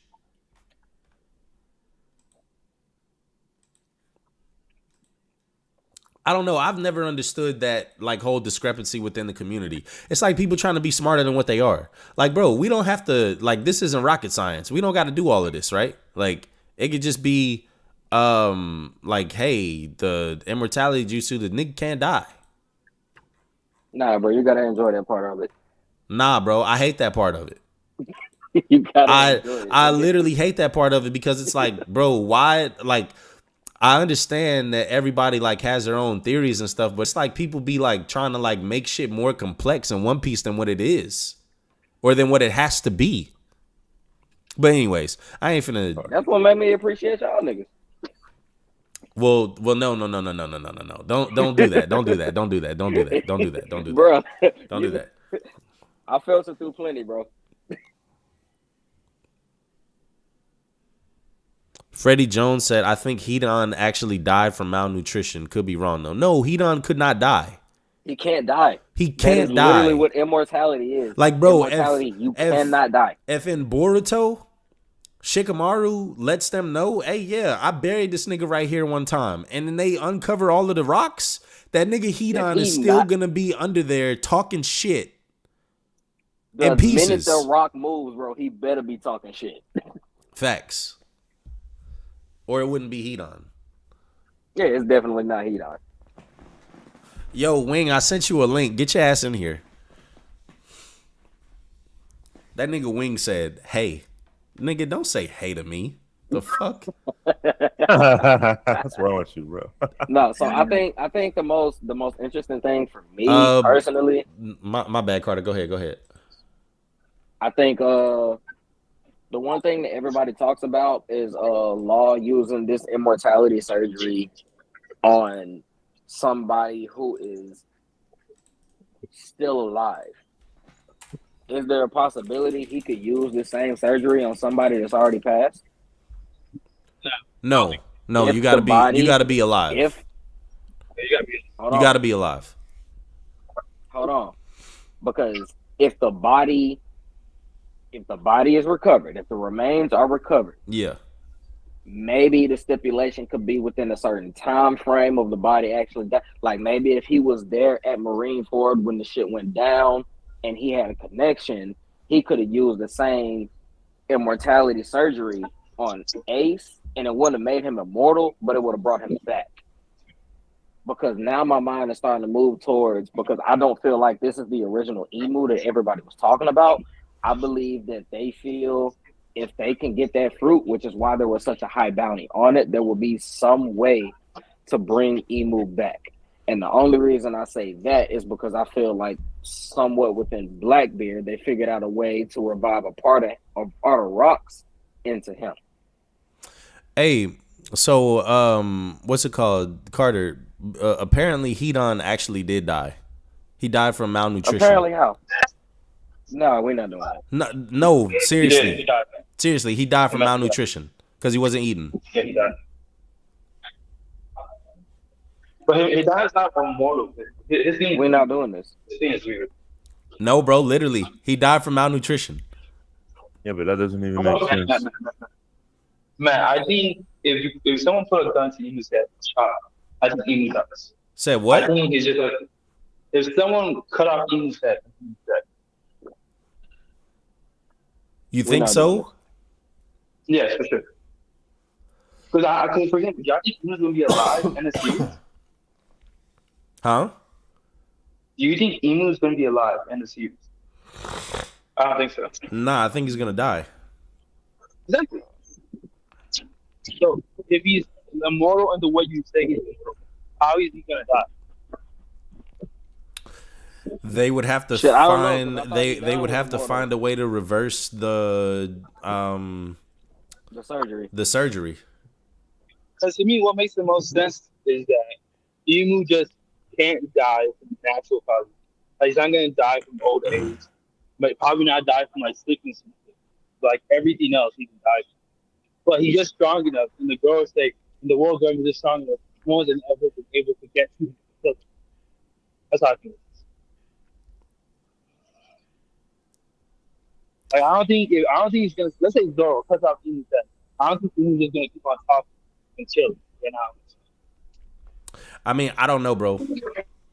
I don't know the extent. Like it would depend on what route Oda is gonna go to with Immortality and his manga.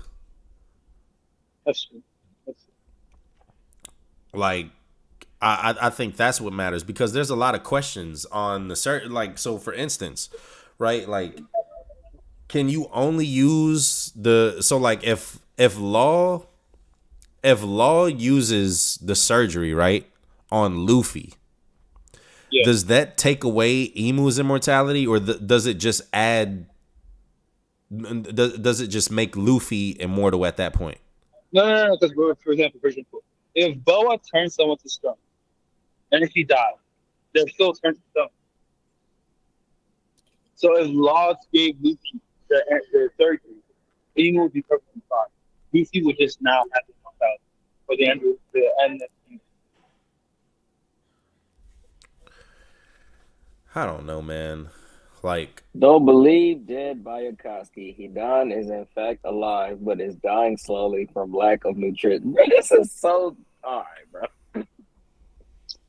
Yeah, Hidan was pretty much a vampire, bro. That nigga needed blood. Some dope stuff, like, they go away after you die, but some of them, they stay the same no matter what. Like, for example, Moria. When Moria takes your status, you lose it forever, even if he dies. Wait, you said some fruit. Say that again, Wallace. Wait, is my mic what's up? You sound a little like I don't know. Just go ahead. Do what you do. Okay. Some devil fruits, once the devil fruit users die, the effects of their devil will go away. Like sugar. If sugar dies, all the people who are turned to toys turn back to human. But Moria's fruit, if Moria takes your shadow and he dies, you lose your shadow forever. Yeah. So Law's fruit could be the same way, where he can give you the surgery, and even if he dies, for you to get the surgery in the first place, Law has to die. So if you're not gonna lose the surgery once he dies. I think part of that is the reason they haven't explained Law's awakening.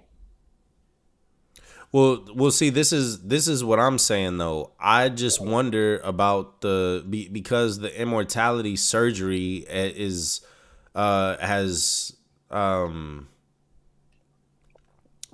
there's another person that's talking about the eternal youth and immortality thing. Bro, yo, you guys, I think that we're operating under the pretense of that the eternal youth and the immortality thing is the same thing. It's synonymous with one another. But like my question is, or I just wonder if because if you can just use the immortality jutsu or surgery over and over and over and over and over again, right? Then did Imu make the Gorosei immortal? Or because the power is so strong, is it only for one person at a time? I think It would have because why did Dofi want that power so much? And he was talking about he needed to use his ancient weapon, the secret weapon the world government has. It seems that you have to be immortal or have eternal youth to be able to use the weapon. That's how I'm assuming. But what weapon? We don't know. I don't think that bro. I don't think that you need, bro. That's too many prerequisites to be able to use a weapon. That we don't even know exist or not. I don't think we can count the whole, like, once you die, like, that ability goes away.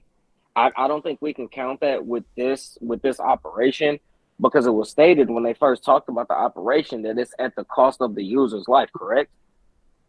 Yes. So why would so many people be going for it still if the user literally dies right after the operation? Essentially, the effects will go away. Yeah, that makes sense. So there has to be something in place to where the effect stays. This one lingers, and we don't know why. And that's more so what I'm getting towards when I say that's why his awakening hasn't been explained to us. Think about it. When he first revealed his awakening, all the nigga said was Kroon, and then could do just a whole bunch of other shit. When in reality, we never knew what his crew could do in the first place anyway. Yeah, Oda can do anything you want to. And then, yes, so agreed. It is pretty much confirmed that Shanks is a celestial dragon. Yes. Yeah. It's pretty much like it might as well be confirmed. Like, book it. That nigga's a celestial dragon. Man, at this point, the nigga we saw at the end of the chapter is Shanks' daddy, bro. Hey, man, he might be. It's very It could possible. be whatever at this point. It could be whatever at this point when it comes to Shanks. But I don't think it'll be his dad, though. I think Oda doesn't like to be like, oh, that's my dad. It'll probably be his fucking uncle. I don't think it's going to be his dad. Like, direct.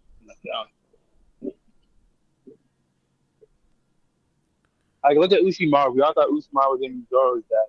Just turned out to be some random nigga. Same thing.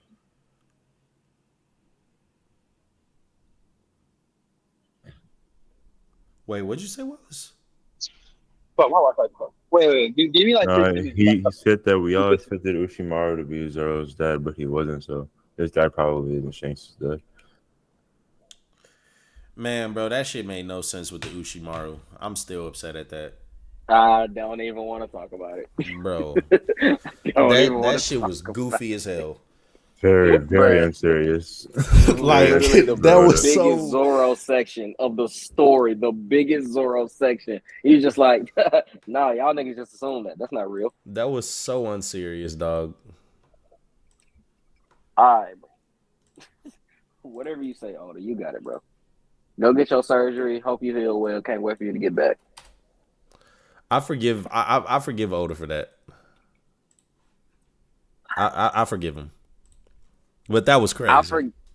I forgive him after seeing the Ifrit Janbei and the Zoro versus King episode. Like, bro, these niggas was literally talking about this nigga fights like the old daimyo Ushimaru and all. Like, bro, what the fuck was Oda doing? And then he a I swear one-eyed to God, swordsman he just changed his mind midway through. Yeah, bro, swear he he did. literally said, nah, this ain't it. Like, bro, Oda, what are you doing? Bro, this is the same nigga that literally came off the cuff and was like, yeah, one of my editors suggested that like Ace be Roger's son. And I was just like, yeah, that's kind of cool. Fuck it, let's do it. He be Like, the same freestyling nigga. sometimes, bro. He be freestyling. I Freestyling, swear he bro. do. I mean, it works sometimes. We think that nigga storyboarding, bro, and he walking in a cipher.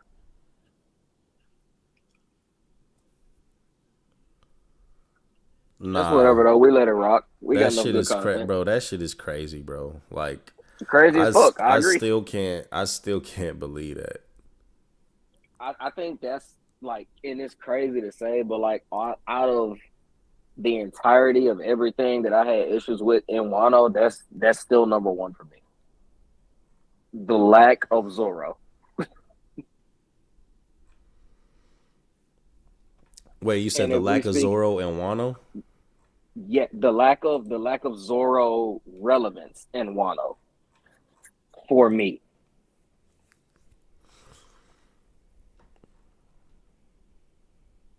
I mean, I felt like,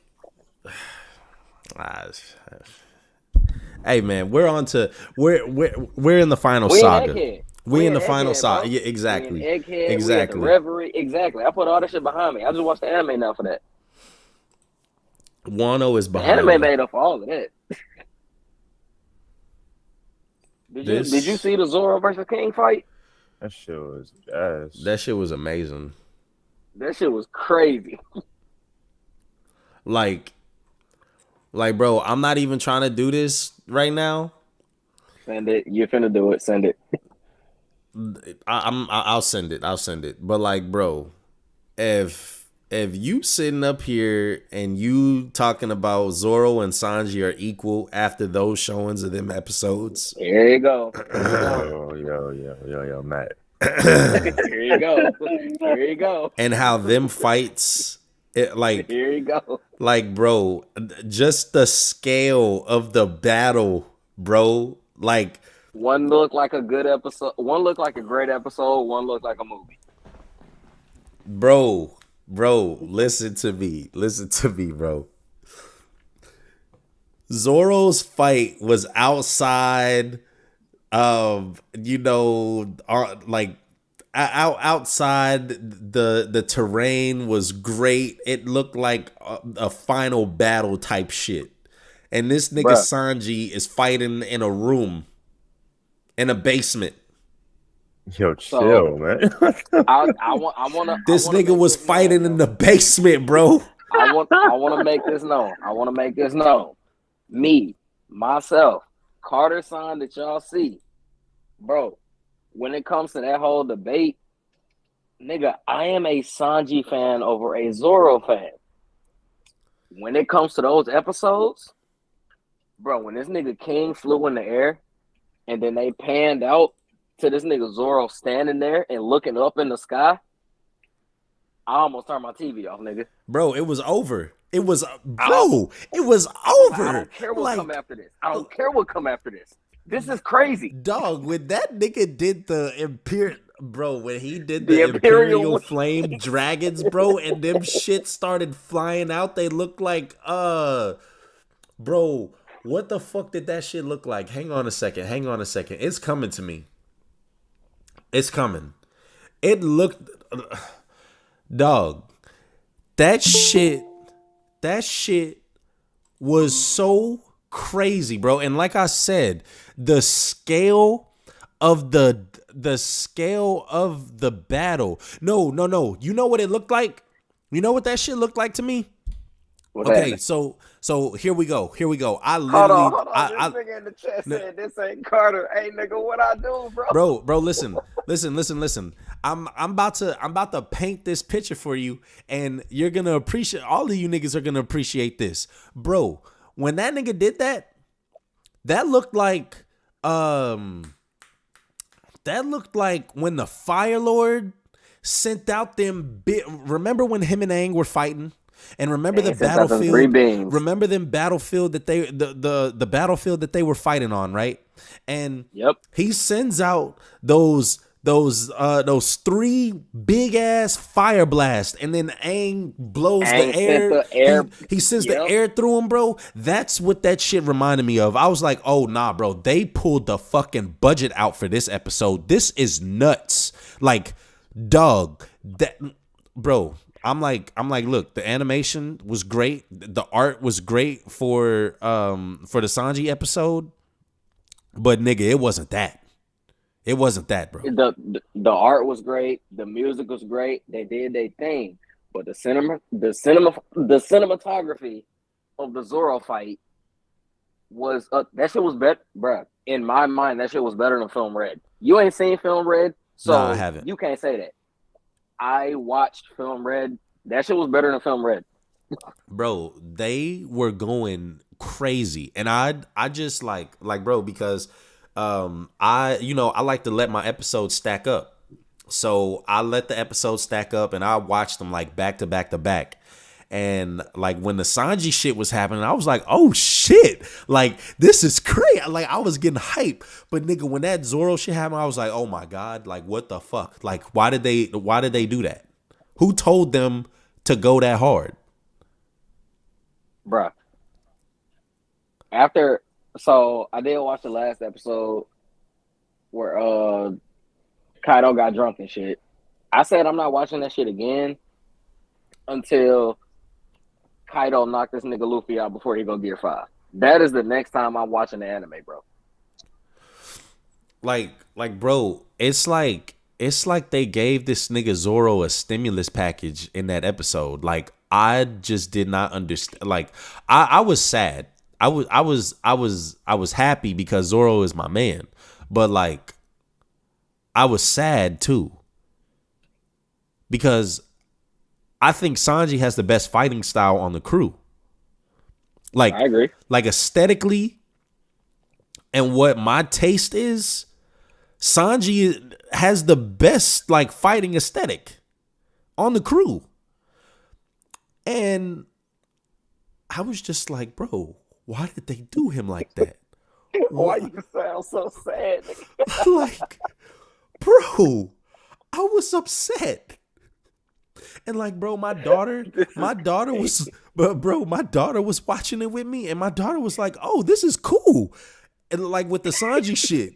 And then when she said, like, when she saw the Zoro shit, bro, her jaw was dropped. Like, she couldn't even say nothing. And like, she was Daddy, like, we pay for this? she was like, okay, Dad, I see why you like this. That's what she said with the Zoro episode. Bruh. So I'm like, I'm like, shout out to you, Donatello. Appreciate that. Yes, appreciate you, Donatello. Appreciate that. I'll read it in a second. Like, bro, my daughter literally, like, I saw the reaction in real time. She appreciated the Sanji shit. She was like, okay, this is cool. Because at first she was asking me, like, why do you watch this? It's like, I'll show you.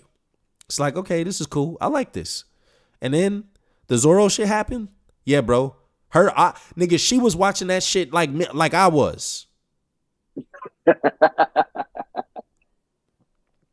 But you know they gonna give Zoro the text because they didn't do it in the manga. No, nigga, I did not think that they was gonna give the Zoro, like, I didn't think it was gonna be like that, bro. I'm not gonna lie. Like, I knew like Toei loves Zoro, right? We know this. Yes, we know this. Okay, that's not a secret. But my nigga, Carter, and everybody, I did not think that it was going to be like that. Like, I didn't even like it. Wayne, get out, bro. No, I'm just saying because I read the manga. Wayne, get out. Get out, bro. I don't Yeah, care. no, I don't care if you wrote the manga. I don't it's care if you amazing. was there editing the manga. That shit was crazy. No. I'm just saying it was crazy as fuck. That shit was amazing. That shit looked like some damn not strong world. What's the stampede type shit? Just fading. It was amazing. I give him that. This stand for the Zoro and Sanji overall, I did not like it because they changed. Hey man, listen to me. They changed both of them, bro. Bro, that's fine. They have their freedom, and they gotta do what they gotta do, like to extend the scenes to fit into an anime episode. The outcome is still the same. Sanji won, Zoro won. This is what I will say when it comes to those two fights in particular. A large portion of the reason outside of the cinematography, a large portion of the reason that Zoro's fight looked better was because King was a better antagonist. Queen was ass, bro. Queen was complete dog shit. So Sanji beating up somebody that nobody cared about, easy money. We ain't got to put the budget on that. But King was literally Zoro before Zoro was Zoro.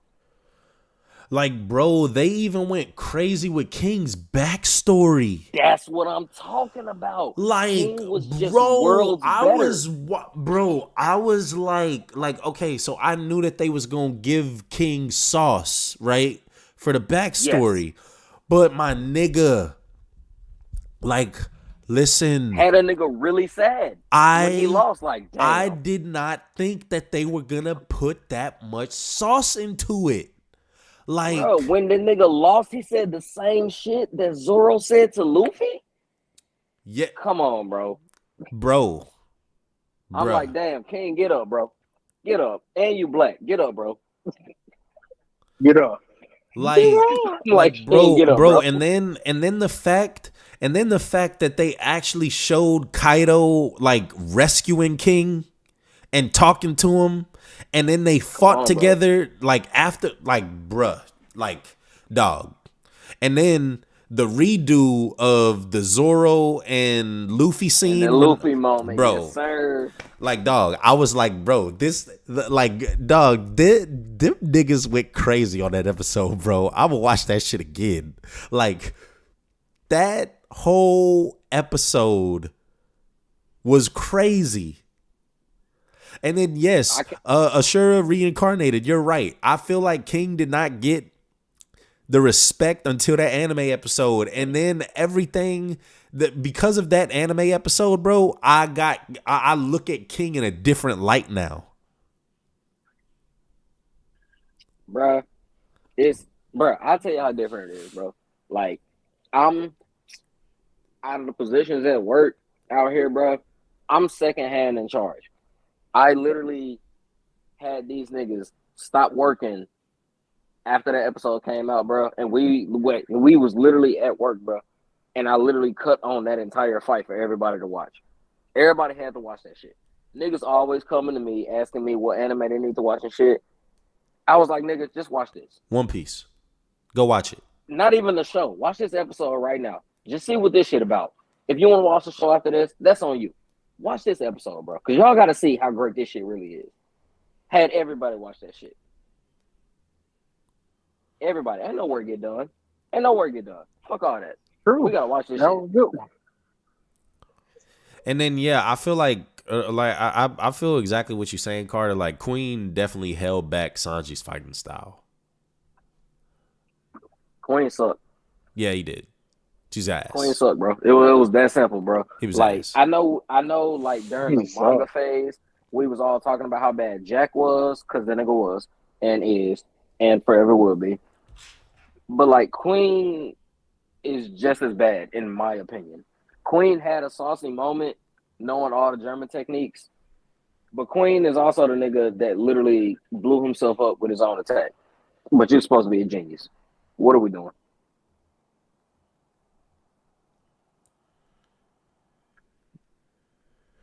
Nigga turned a dinosaur into a snake. What are we doing? Yeah, I can see that. But I like Queen manga. I like Queen over King. obvious reasons. Queen actually did fucking more. But anime, I gotta give it to King. King looked clearly more powerful. I'm looking in the chat, Josh. I don't know if I could say King over Marco because we've never seen Marco fight seriously. Closest thing we seen Marco fight seriously on was him trying to fight Big Mom 1-on-1 and she yanked him up in like 2 seconds flat. I do not look at Clash as a series, bro. No. That's what I mean. Like, that's the closest thing we that's get the to. closest thing. Okay, yeah. Yeah, because like with Kizaru, it was you ain't touching white beat, go to the back of the line. Akainu, you ain't getting straw hat. Get to the back of the line. That's the only thing it was on all of them. You just kick Kizaru, kick out Kiji, stop Akainu. He really wasn't never fighting the whole time. In the whole story. You never seen Marco truly like hard down just fight probably say King and Queen jumping him. But at that point, there ain't no true fight. You got King and Queen jumping this man. Like, I expect for you to get whooped. Any first commander to get whooped by a first of another crew and a second from another crew at the same time. I expect that. Nah, I don't. Really? I don't think Sabo would get whooped by King and Queen.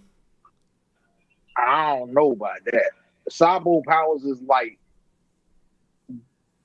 his devil fruit useless versus King. Virtually useless. I don't want to do this, bro. I don't think Sabo like bro. I think that there are tiers like so. Just like I think that there are like tiers within the Admirals and within the Yonko. What's good, Janoi? What's good, bro? Just like I think that there's tiers amongst the first commanders. I think there are tiers amongst the first commanders as well, and I think that the advantage that Sabo has. Oh shit! Let me read this comment real quick, Carter. My bad. Hold that thought. Donatello, appreciate the $20 donation, bro. With neither Imu or any of the Gorosei noticing Sabo was near and about to attack, or Wapple eavesdropping the whole time, is it safe to say they don't possess future sight? If they do, then why didn't they notice? I just think it was one of them cases, bro, where the plot overpowered the abilities. I think that with the Gorosei being like, or having the title War Gods and such, it's a foregone conclusion to me that they're like strong, that they're formidable. I got you, Janoi. Send me a message on Discord, bro, or Twitter, either or. I don't know your I don't know your name on Discord, Janoi. So let me just send me a message and then I'll send you the link. So yeah, I just think it was the plot in that case, kind of overpowering the plot overpowering the abilities per se. Kind of like the same thing with Luffy and the SSG and the Seraphim. That Luffy, Zoro, Sanji, SSG will rob each of them. Now, obviously, they can kill them, but for the sake of the plot, Luffy ain't using Conqueror's Coding, Zoro ain't using it, Sanji, all German, all that craziness he got, right? All that. Just like with the easiest way I can put it for you, so it makes sense. So when you excuse for plot is Luffy and Katakuri. They was fighting. Who else fight? Luffy and Katakuri was fighting, and all the other people was there. But both of them was so locked into the fight that they ain't even notice. Luffy ain't noticed Luffy was until the last shot. second. Luffy was getting shot. Then as soon as all that thing, he was like, "Hold up, bro, you ain't fighting like you just hold up." Turned around, heard snickering. Mother, man, y'all messed up the whole fight. And at the end, when Brule and Peckles was watching, they didn't even know that they was there the whole time. They're just watching you go ham. So that's possible. Based on what Wing just said, I was actually gonna troll at first But now I actually think I just figured out a way to tie this into the story, which I hate. But I was gonna troll, and I was gonna be like, "Nah, bro," because we was talking about Shiryu earlier. I was like, "Nah, bro, Sabo just was masking his presence. That's the reason they ain't see him." But when I thought back on it, I'm like, when Luffy was training with Rayleigh, Luffy had observation Haki. He didn't have future sight, but he had observation Haki. And Rayleigh straight up tried to strike him and missed. And he said, "Damn, I was masking my presence that time. How did you sense me?" So there is actually something in the story that goes towards high tier fighters being able to mask their presence completely, which also builds on your Shiryu case with his double fruit and being able to mask himself entirely. Hey, hang on a second, hang on a second, real quick.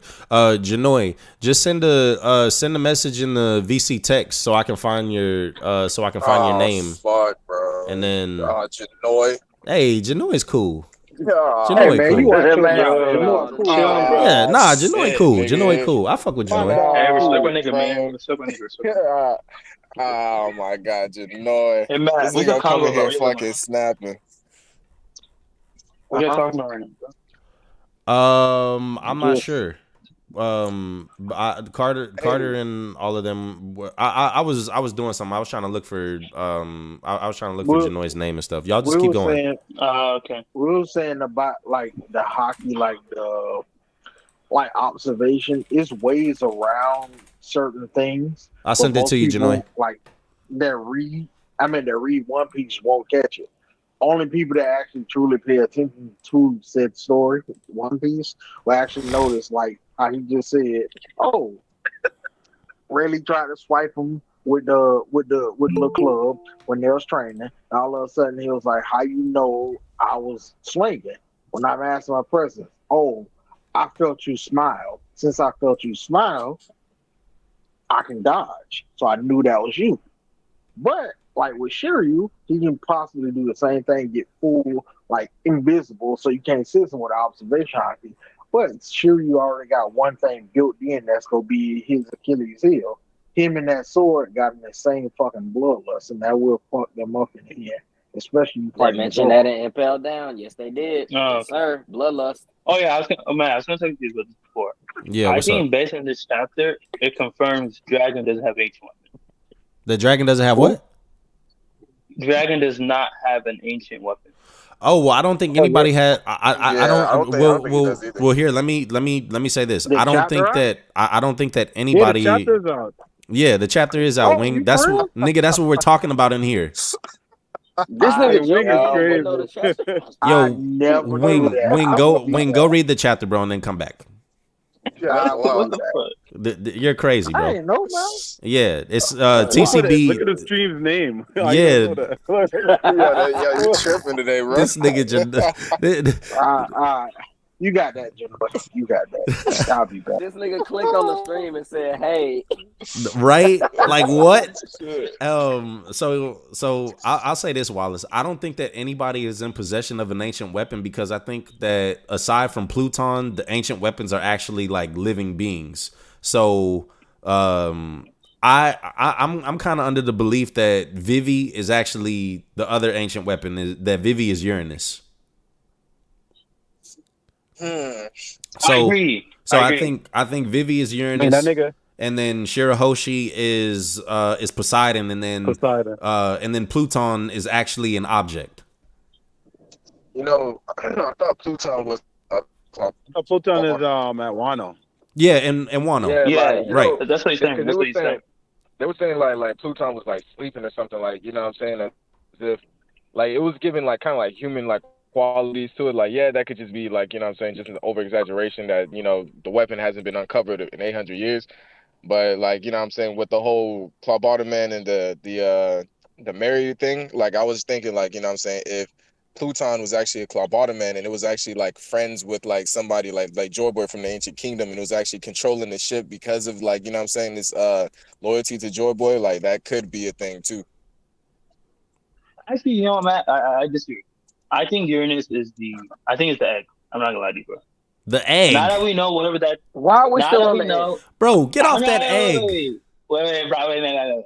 Now that we know what that theme that destroyed Blue shit was in Uranus, I think it's Uranus. I'm not gonna lie to you, bro. Oh, I'm not gonna lie. brother. Nah, that can't be Uranus. I'm not gonna lie. Because it said Vegapunk created it. No, what I'm saying is now that we know the theme that destroyed Lucia wasn't Uranus, to me, we go back to Uranus is dead. That's what I'm thinking. Why you need That's ancient something. weapons when you got Vegapunk? Yeah, Bro, true. like, nigga, I don't give a fuck Yeah, what nobody say. you Like, don't Vegapunk's an asshole, bro. you don't need ancient But weapons when you got I don't think he Vegapunk. made. I think he's gonna be some kind of twist with that shit. I don't think he didn't do it on purpose or something. It's gonna be some twist because that's why Dragon doesn't believe he made it. It's gonna be some This twist nigga with created that the Seraphim, bro. No, I know that. I'm talking about the No, I destroying know the what you're island talking about. shit. I'm saying like he created like something that could destroy the island, and he created Seraphim. He gave them the pacifista. Like, I mean, like, Yeah, but I don't, if he like was that nothing. bad, Oda wouldn't make him like get captured and Good guy. looking like a thing, and Luffy wanted to save him like that. Yeah, and I don't mean, think Oda doesn't that really. I don't know, that's bro. why I think it's gonna be some twist, like the machine. Either the machine like send the island somewhere else, or Vegapunk didn't intend it to be used that way, but they used it that way, or some shit like that. Yeah, but It's not going gonna back be to some what shit like that. Iceberg said to Frankie about his weapons and whatnot, it's like, you know what I'm saying, yeah, your intentions behind making this may have been like, you know, like not like, you know what I'm saying, like with malice and everything, but the way your weapons are used, they like, you know what I'm saying, like you have to hold responsibility and accountability for the way your weapons is used. You created a Seraphim and an island destroying weapon that the government is weaponizing. No, that's not what and- that's not what Iceberg said. Iceberg said it's not his fault. That Iceberg said the opposite. He said, you made the weapons, but it's not your fault these niggas are using it. You should keep making weapons. That's what he said. He said you should keep making weapons. Like, but it's not. It's therefore. It's like basically he's saying like you're supposed to advance stock. Go ahead. No, wait, hold on. I think you're talking about what Tom said. Oh, Tom said that? Oh yeah, maybe I'm mixing it up. Yeah, because Iceberg was like Yeah. mad at Frankie, like, you know what I'm saying, because the way like he was just leaving his weapons like just all around, and niggas end up using it. Yeah, well, that's what I'm saying. In that arc, Tom was supposed to be the right one, right? Wasn't that what it made? That's why Frankie kept on making weapons. Too. Yeah, it's been a little minute. I gotta go back and reread that shit. I don't know. But hey, I heard y'all talking about the whole Sanji and Zoro episode. Like, niggas gotta realize one thing, right? Zoro he's a fighter. You feel me? Like that's mainly like, you know what I'm saying, like all he is mainly like he's a fighter, he's a combatant. So like when you look at the episode, Sanji's episode like has more depth than like Zoro's episode. Zoro's episode is going to be like, you know what I'm saying, better, you feel me? Like Zoro's episode was supposed to be better. Brasi, like don't do he's this. a fighter. No, like it's real shit. Cause He's not wrong. He's not wrong, but the way he's saying it is horrible. He's not wrong, but the way he's saying it is horrible. Zoro's just that guy, bro. Look, this is what I'll say. This is what I'll say, right? Sanji's episode, like, even in the manga, like, his fight wasn't better than Zoro. It's just facts. Like, it was never better than Zoro. No, listen. That nigga was fighting a fat rhino. Bro, listen. That's not even what I was getting at when I said this, right? Can I say one thing? Yeah, go ahead, Carter. Quick? Go ahead, bro. Yo, Brasi, I see you on the TL a bunch. You my fellow Sanji brother, right? Facts. All right, bro. I'm gonna be 100 with you, bro. Like, let this one go, bro. We lost. It's all good, bro. Like, it's over with. It's over with for that. Like, it's over with for that. Like, bro. Listen, right? I said this already in the stream, right? I said, like, out of all the fighters on the crew, Sanji's fighting style aesthetically is the most pleasing. But dog, like, and listen, I'm talking about the scale. I'm talking about the overall battle, how it looked. Okay, it's not even in the same stratosphere. Whoa, I'm not gonna lie. I think what they did. I think what they did was. Go ahead. I was gonna say Sanji's opponent bringing him down. Yes, like, if he had a better opponent than Queen. I said this. Like, Queen is garbage. This nigga's just a fat nigga that stays still and shoot lasers and shit all day, every day. That's it. I think it's trash. So hold on. Let me put this into perspective. We said the opponent was garbage and it didn't mean shit. So we are saying that Sanji is literally comparable to Zoro versus Killer earlier in Wano, and Zoro versus fucking King is a movie. That is what we are saying. Yeah. This why I will say, like, because when it comes to like the Sanji thing or whatnot, I think okay, so Ifrit Janbei went crazy. I think they fucked up with not showing too much of the lightning that was actually shown in the manga, but it is what it is. But I think the Sanji episode was better. Yeah, I think the Sanji episode was better too, but for different reasons. Like Better? you know what I'm saying? Like because like I think Sanji's episode when it comes to like an episode overall was better. Like you know what I'm saying? But when it comes to like strictly fighting, like of course Zoro's episode is better. Like in my opinion, each episode is better than the other for specific reasons. You feel me? So like Sanji's whole episode was just like, like it's like a precursor to what's going to happen in the manga. Like even in Egghead, we see Sanji like, with his, exoskeleton, like, with his eyebrows flipping, shit like that. His personality kind of gets a little bit more sinister and whatnot. Like, he's a little bit more cocky and shit.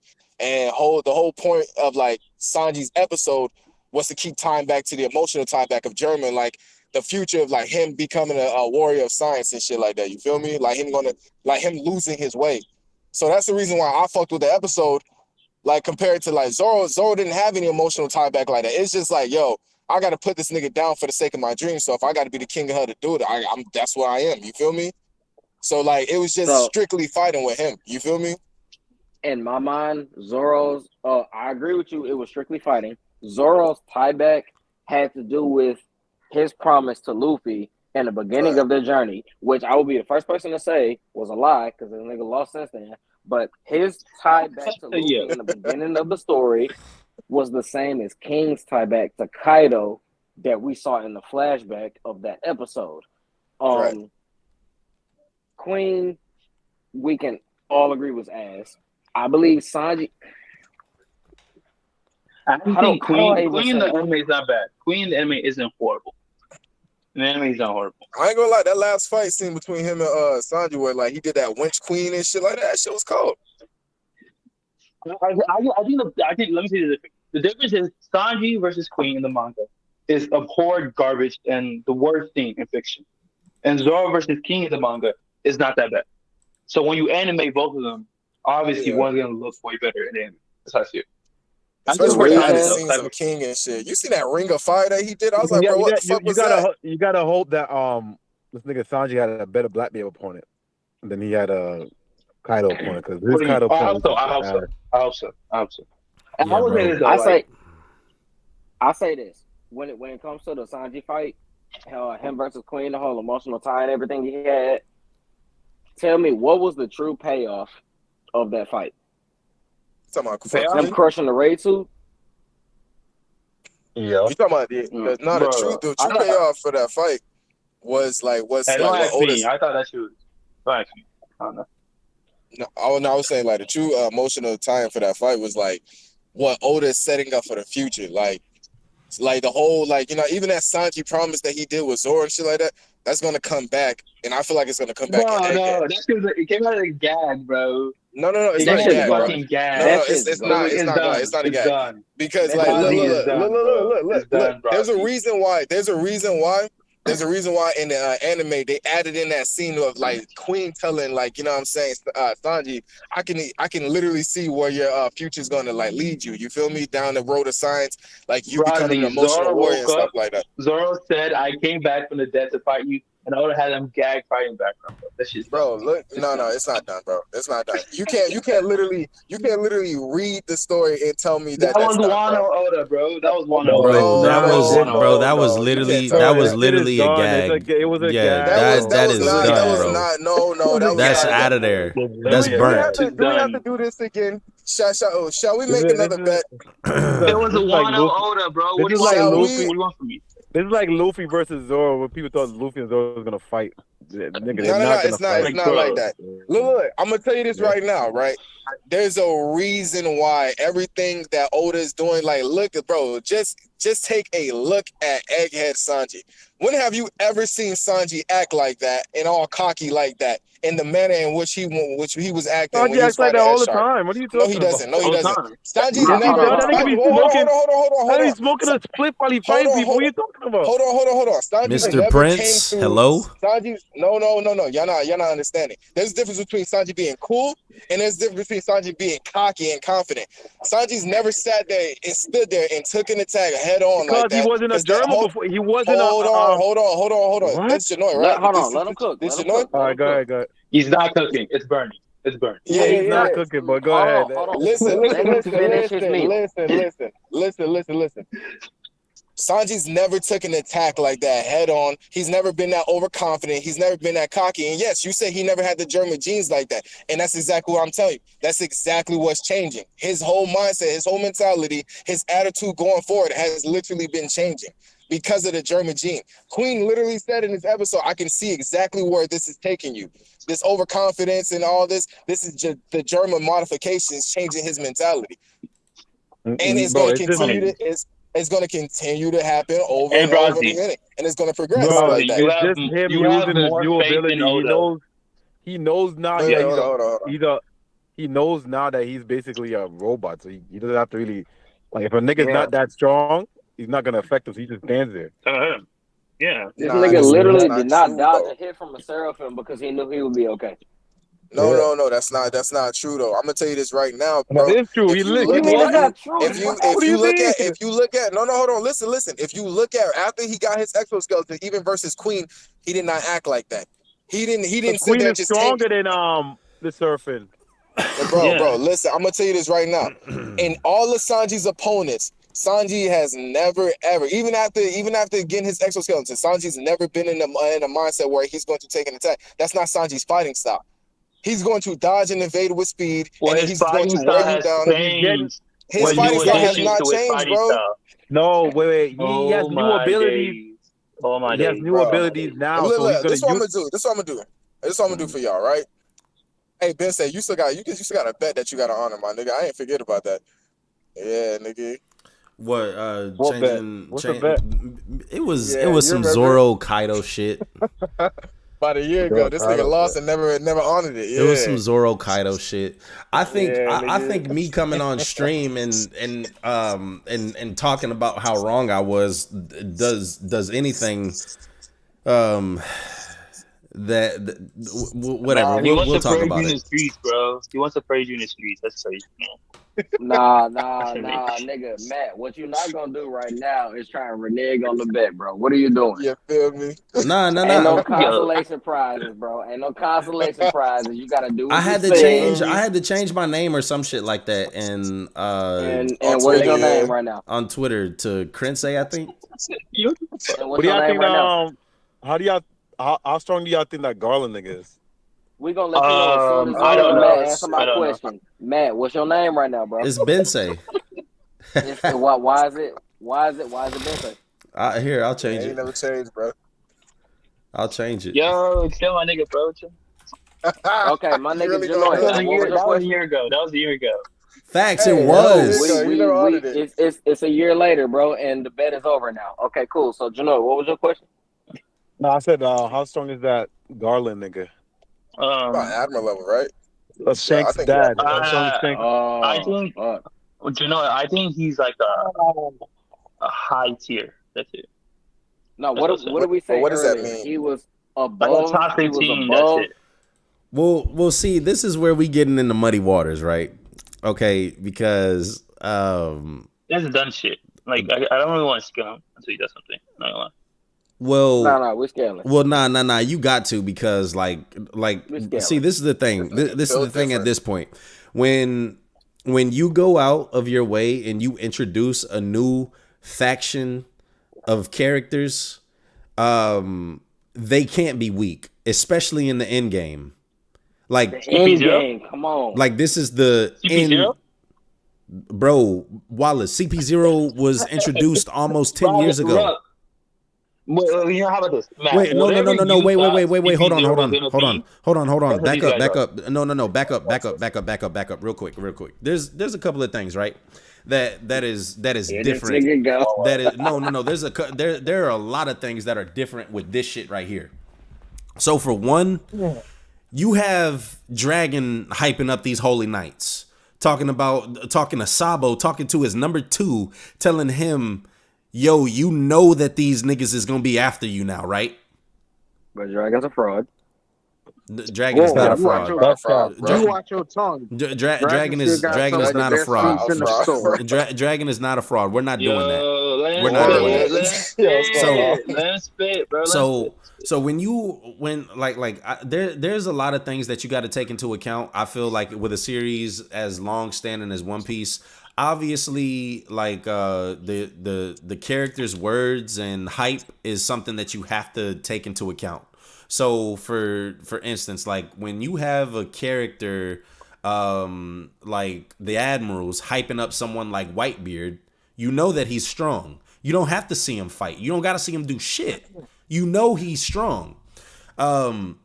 So with Dragon hyping up these people and them being introduced this late in the game, and then for us to not only see, or the first thing that we see from him is his political power. When we see him, like that says it all, bro. Yeah. Okay, now I'll say this. He's weaker than. You can go. You can go. No. All I was saying, they basically called Sabo a D without calling him a D when they said, "Oh, he follows a checkered fate." They only said about D. Yeah, they did. He's an unofficial. They definitely called him a D, pretty much. Yeah. They said no one else is surrounded by D's as much as he is. Yeah, that's wild, bro. Pause. That's a crazy statement. That's a crazy statement. I read that. I think he'll be revealed later in the story to actually be of some allegiance or lineage to the D's. He's a noble. Yeah. He's already know that. Yeah. He's a noble. He's a stat boy. He's a noble, so it's possible that he is, and I mean, I think it's going to be revealed that Sabo has Conqueror's Haki too. Eventually, he definitely has Conquerors. I'm 100% revealed that. Bro, Wing, it has not been confirmed that Sabo has Conqueror's Haki. Cut it out. Really? So hold on, what are you talking about? He was not talking about anything. Wing. No. Listen, Wing. I know that you think, or you say that if people use the Black Lightning, that means that they're conquerors. Bro, I'm talking about a full-fledged statement or him using the ability. I'm not talking about speculation, bro. We're not doing this today. Amen. We're not doing this today. So how strong you think Garling was, Matt? I would say he's weaker than. If you ask me, Janoi, I would say that he is like in that. I would say he's like in that tweener realm. So like in between. He's stronger than the first. He's stronger than the first commander. I would probably say like he's as strong as the Admirals. That's like the strongest that I would give him. I agree. I put him at Yonko. Oh, brother, God, please someone save me. Well, I mean, but also, like when we talk about this, right? Like the Yonko and Admiral stuff, y'all know how I feel about it. I think that Admirals and Yonko are like one and the same. They're in the same. They're in the same stratosphere. So I would put him in. I would put him up there with them. Honestly, well, if he has a supreme grade blade, I'll put him at least. I think all of them will. I think all of them will. And he better have a supreme grade blade. Like I hope so. There's no reason for him not to. We're too late in the story. Yeah, we're too late in the story. Yeah, exactly. All the like, and if you have like a supreme grade blade, normally you're top tier. So. Yes. But I think it's like this. I think it would make sense that the world government would give their closest soldiers the best weapons. So I think we're gonna have some holy knights, one like top tier. Yeah, remember we'll still have like supreme grade weapons. You gotta name the weapons. That's all I said. That's what I'm saying. That's if it's a curse sword. No, you don't have to be cursed to be Bro, entertainment. if You still if gotta Buggy you gotta said know how to something, wield that. It takes certain strength to wield like certain Yeah, blades. So he's that's what I'm saying. he If he has a, Kozaburo if he said has a, that about Enma. yeah, Enma's not a curse blade, but you still yeah. have you to tame think it. Emma's cursed. Emma's cursed. No, it's not. Emma's Emma's not cursed. cursed. Emma is not None cursed, of the Wallace. blades are cursed. Oh yeah, They that's what literally that's what. said it. Yeah, there's no such thing man. as a curse blade. It The just takes your man, strength. You like just gotta be weak strong to people, wield it. weak people call it curse. All strong people just say it's a goddamn tough blade to master. Then as soon as they master Nigga, it, we not is it doing still this. cursed? We not doing What do this. you mean No. not doing that? That's Wait, literally what it. That's Wait, literally That's what what it pretty is. much Y'all trolling said. me. Yeah, that is what it said. Y'all trolling me. How are we What you trolling mean? you? I thought it said Emma was cursed. I swear to No, God. It Enma. never said Emma was cursed. It never said Enma was cursed. The only blades that have been referred to as cursed blades are the Kitetsus. Those are the only blades that are that have a reputation Laws- for Actually, being Laws cursed. blade actually, too. law, yeah. Law's blade too. Okay, Law's blade But too. it's like they already said, So like, you know what I'm saying, like cursed blades, like that shit don't actually exist. Like those are just like blades that are like hard to like master. Like people who are too weak just can't, Yeah, like, those you are know what I'm blades saying, that can't weak use them. men And the only like weak men call them cursed blades. and the Yeah. only confirmed like the supreme grades like only like Whitebeard, Roger, and Mihawk, like top tiers have it. So that's what I'm saying. If he had a supreme, he's probably like a top tier. Yeah. Wait, but you know, don't you think that most of the, let's say all the Holy Knights, like I think all the Holy Knights will probably have like at least like I'll- 25, at least 25. Wait, what? 21. What? He means 21. He means 21. No, it's 21. 21 might be 21. Yeah, Well, 21 grade, yeah. that's assuming that they're swordsmen. But yeah, like I mean, they should like because of the resources that the government has. Then Yeah, yes, like, they should have the best of they the should best. have the strongest devil fruits. They should have the strongest swords, Weapons. weapons, all of that. And Yes. plus, bro, like we reaching They the did end game, explain bro. that, Like man. we need to uncover these shits, like all Wait, these Wayne, you swords think and this shit, nigga bro. is Yonko level? Why you think he's Yonko level? Yonko level. Yeah. He said the Yonko level. Garland nigga's not Yonko. Wait, hold on. level. Who you talking about though? He's talking about Garland. Garland. Saint Garland, Figureland. I don't know Yeah. about Yonko level, my nigga, but If you, yeah, I do. Because if you remember Big Mall's backstory, I'm just saying, y'all don't gotta believe me. If you go back to Big Mall's backstory, when Mother Caramel was sitting over there talking to CP0, remember what she was telling them about? Hey, bro, I got the usual same old, but I got one kid, Big Mall. Shit, Lin, man, she can be Admiral, Fleet Admiral. She can probably be a knight for the Celestial Dragon, or She never said she that. can be She the never head said that. motherfucker for the.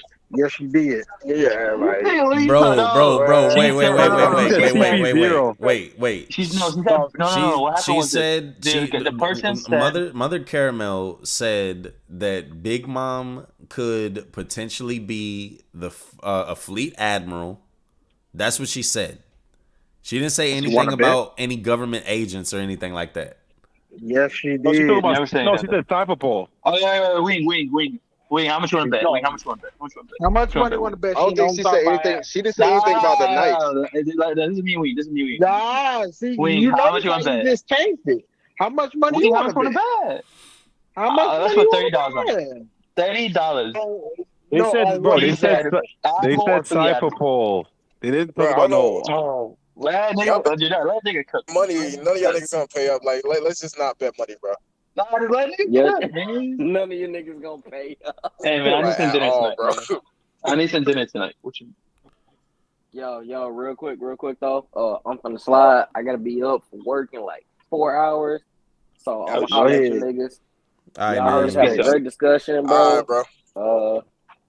Y'all niggas make sure y'all say the Zoro episode was better, but Sanji's still better. Holla at y'all Facts. niggas.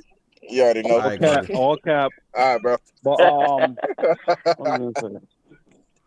Yeah, bro, hold up. Let me pull up this Mother Caramel chapter. Y'all Bro, think see, y'all y'all- think those y'all It's think on those 867. y'all think those Wait, what's surfers that? are going Stop after being the back. y'all think those No, surfers are going to Mihawk and Crocodile Island? No. Yeah, actually, where the fuck are these No. three Seraphims going? They mentioned it while they when they mentioned It says the Crocodile Father being Island, at Empty Bluff Island, it was like, oh, the Where? point like launch a seraphim or some shit. Wait, Croc's there? Hold on, you said it was on the empty bluff It's island? Crocodile, Mori, and Doflamingo. Yo, wait. I don't think Crocodile's an empty bluff island. What do you mean? Yeah, they are on that island. What you Okay, talking about? okay. So look.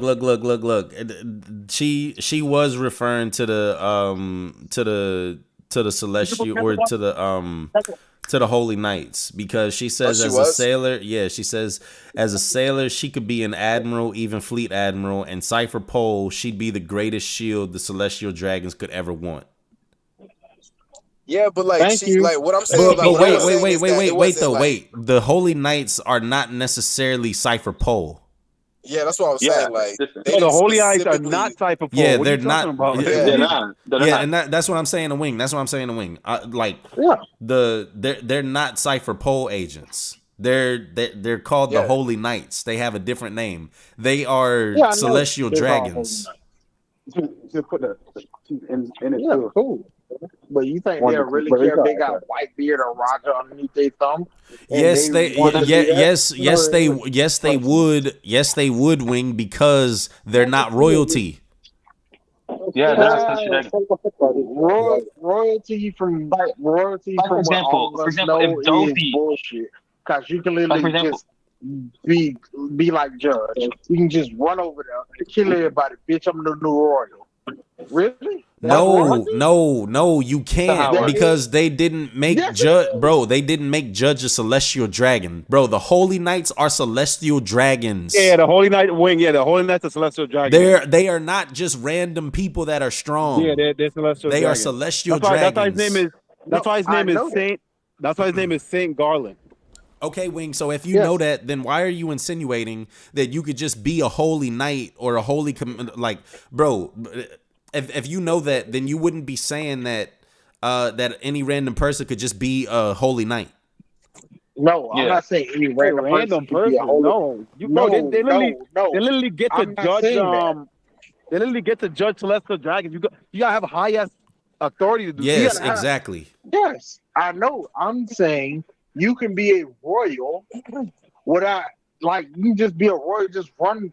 Luffy can literally just run up in any random kingdom, whoop whoever behind. No, it's not about I being run royalty. this You have to be now. a celestial dragon. Yes, it's not Being being royalty and royalty. It's celestial dragon are being two different things. being royalty and being a Two different celestial things. dragon is not the same thing, because royalty is even below celestial dragons.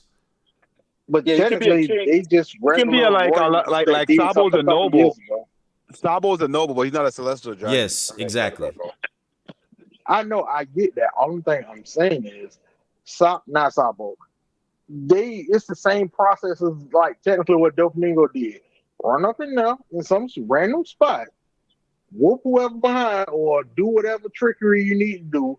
I run this now, and then Well, I mean, if it happens technically- a couple, Wait, I'm just saying, if it happens- hold on. No. He didn't- That doesn't make sense. That doesn't make sense, Wing. That doesn't make sense. I'm What trying to tell you why what it you're does. talking about is just regular royalty. You're not talking about celestial dragons. You can't just run up. I'm And trying to be get honest, to the point. Hold on. Okay, real go quick, ahead. to Get be to the honest- point. Wait, Brossi. Let him get to the point. Go ahead. What I'm trying to say is, nowadays, if you do that, you can just be a regular royal. You can rule your kingdom, whoop you do.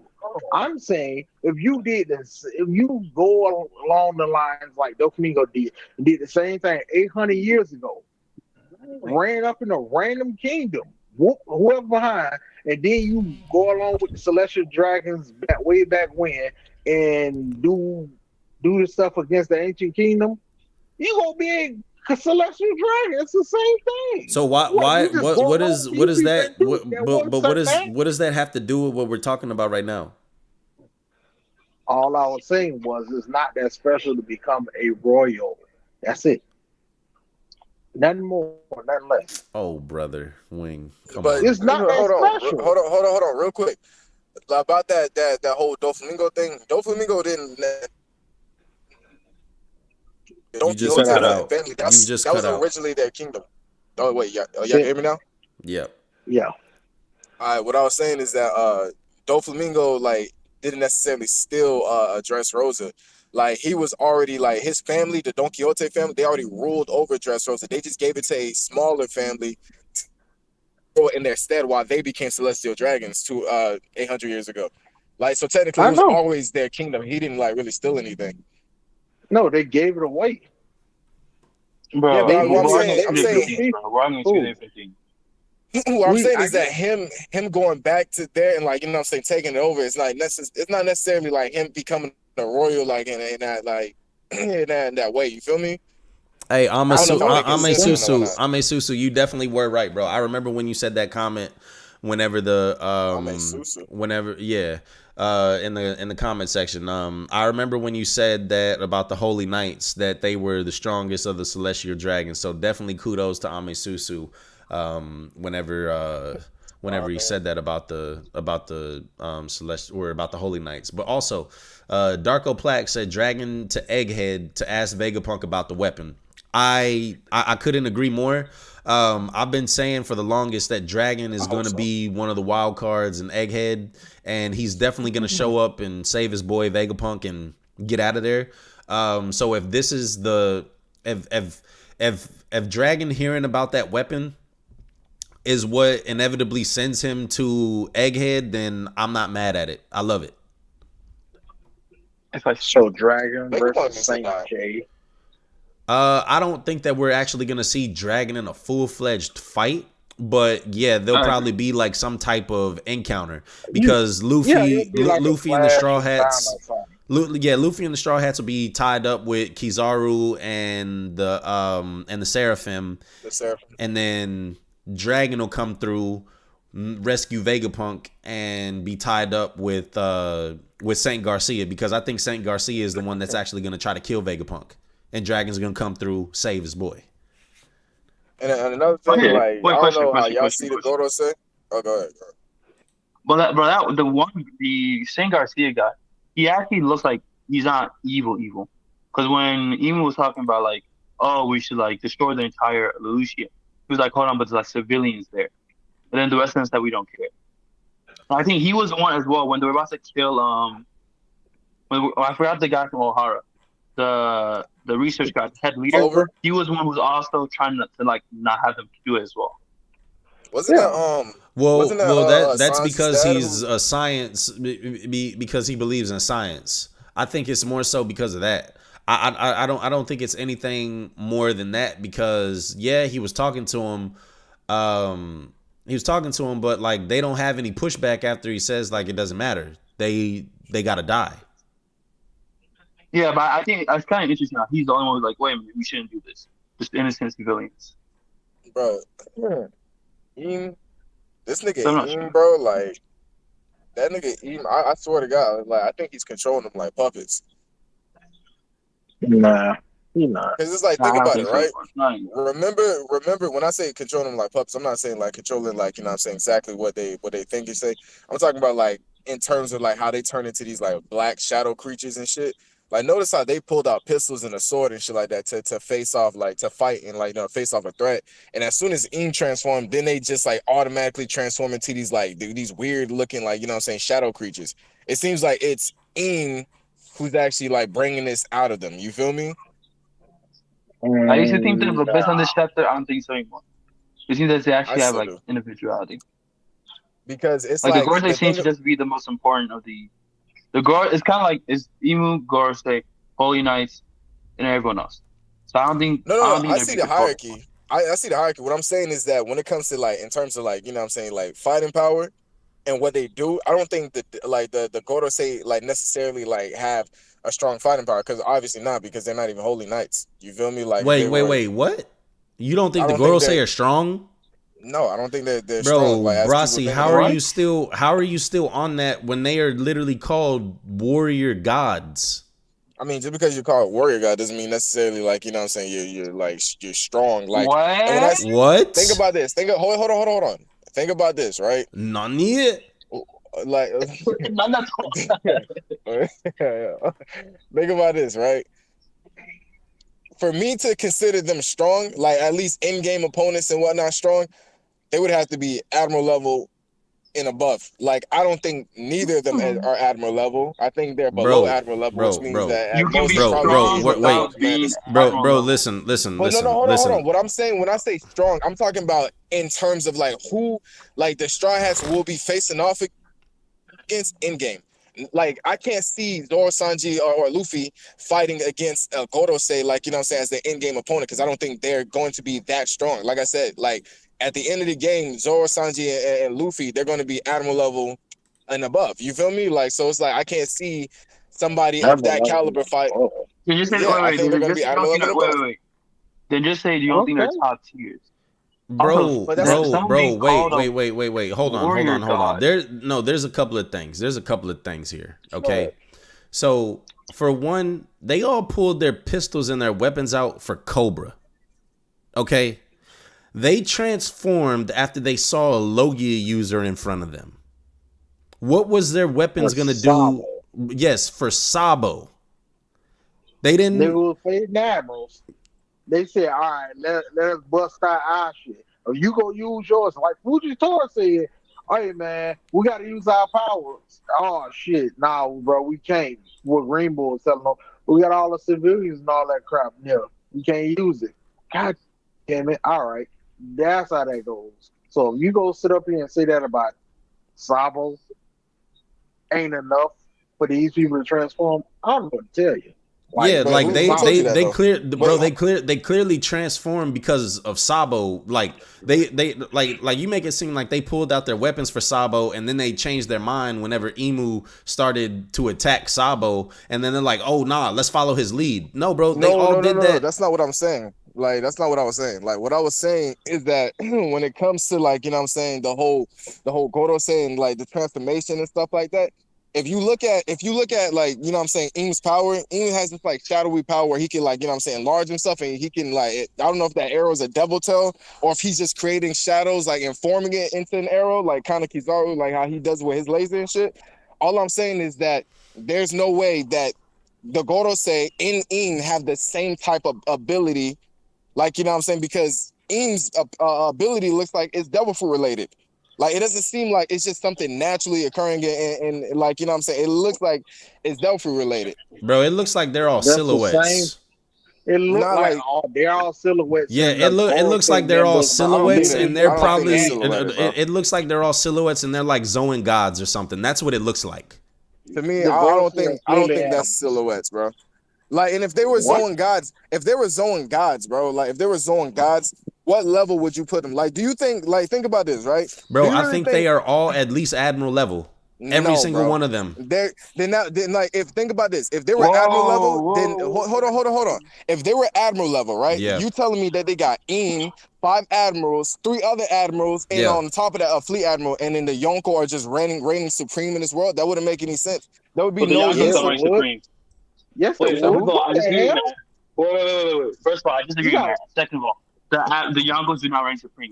The world government controls like 90% of the world. What are you talking about? No, the hell they What are you talking about? When I hold on. When I say reigning supreme, the Yonko would not have any power. There'll be no use for the warlords. No. That's not true. That's not true. Bro, the world government just sitting there. The world government, like, wait. Okay. Hang on. Let's take a step back and let's not forget how big the One Piece world is. The Yonko rule a tiny sea in the world. The strongest sea in the world. The new world. Yes, it's the strong, bro. It's quote unquote the strongest sea, but it's still the smallest sea in the world. That doesn't negate my point. But that's the most important sea, Matt. How? Based on what? Bro, the new world. Based on what? Hold on. No, based on what? I'm trying to get it out. Let me get it out. The new world is where all these real poneglyphs is, that the thing that is actually going to progress you to finding the One Piece. And this is the same thing that could be the downfall of Im.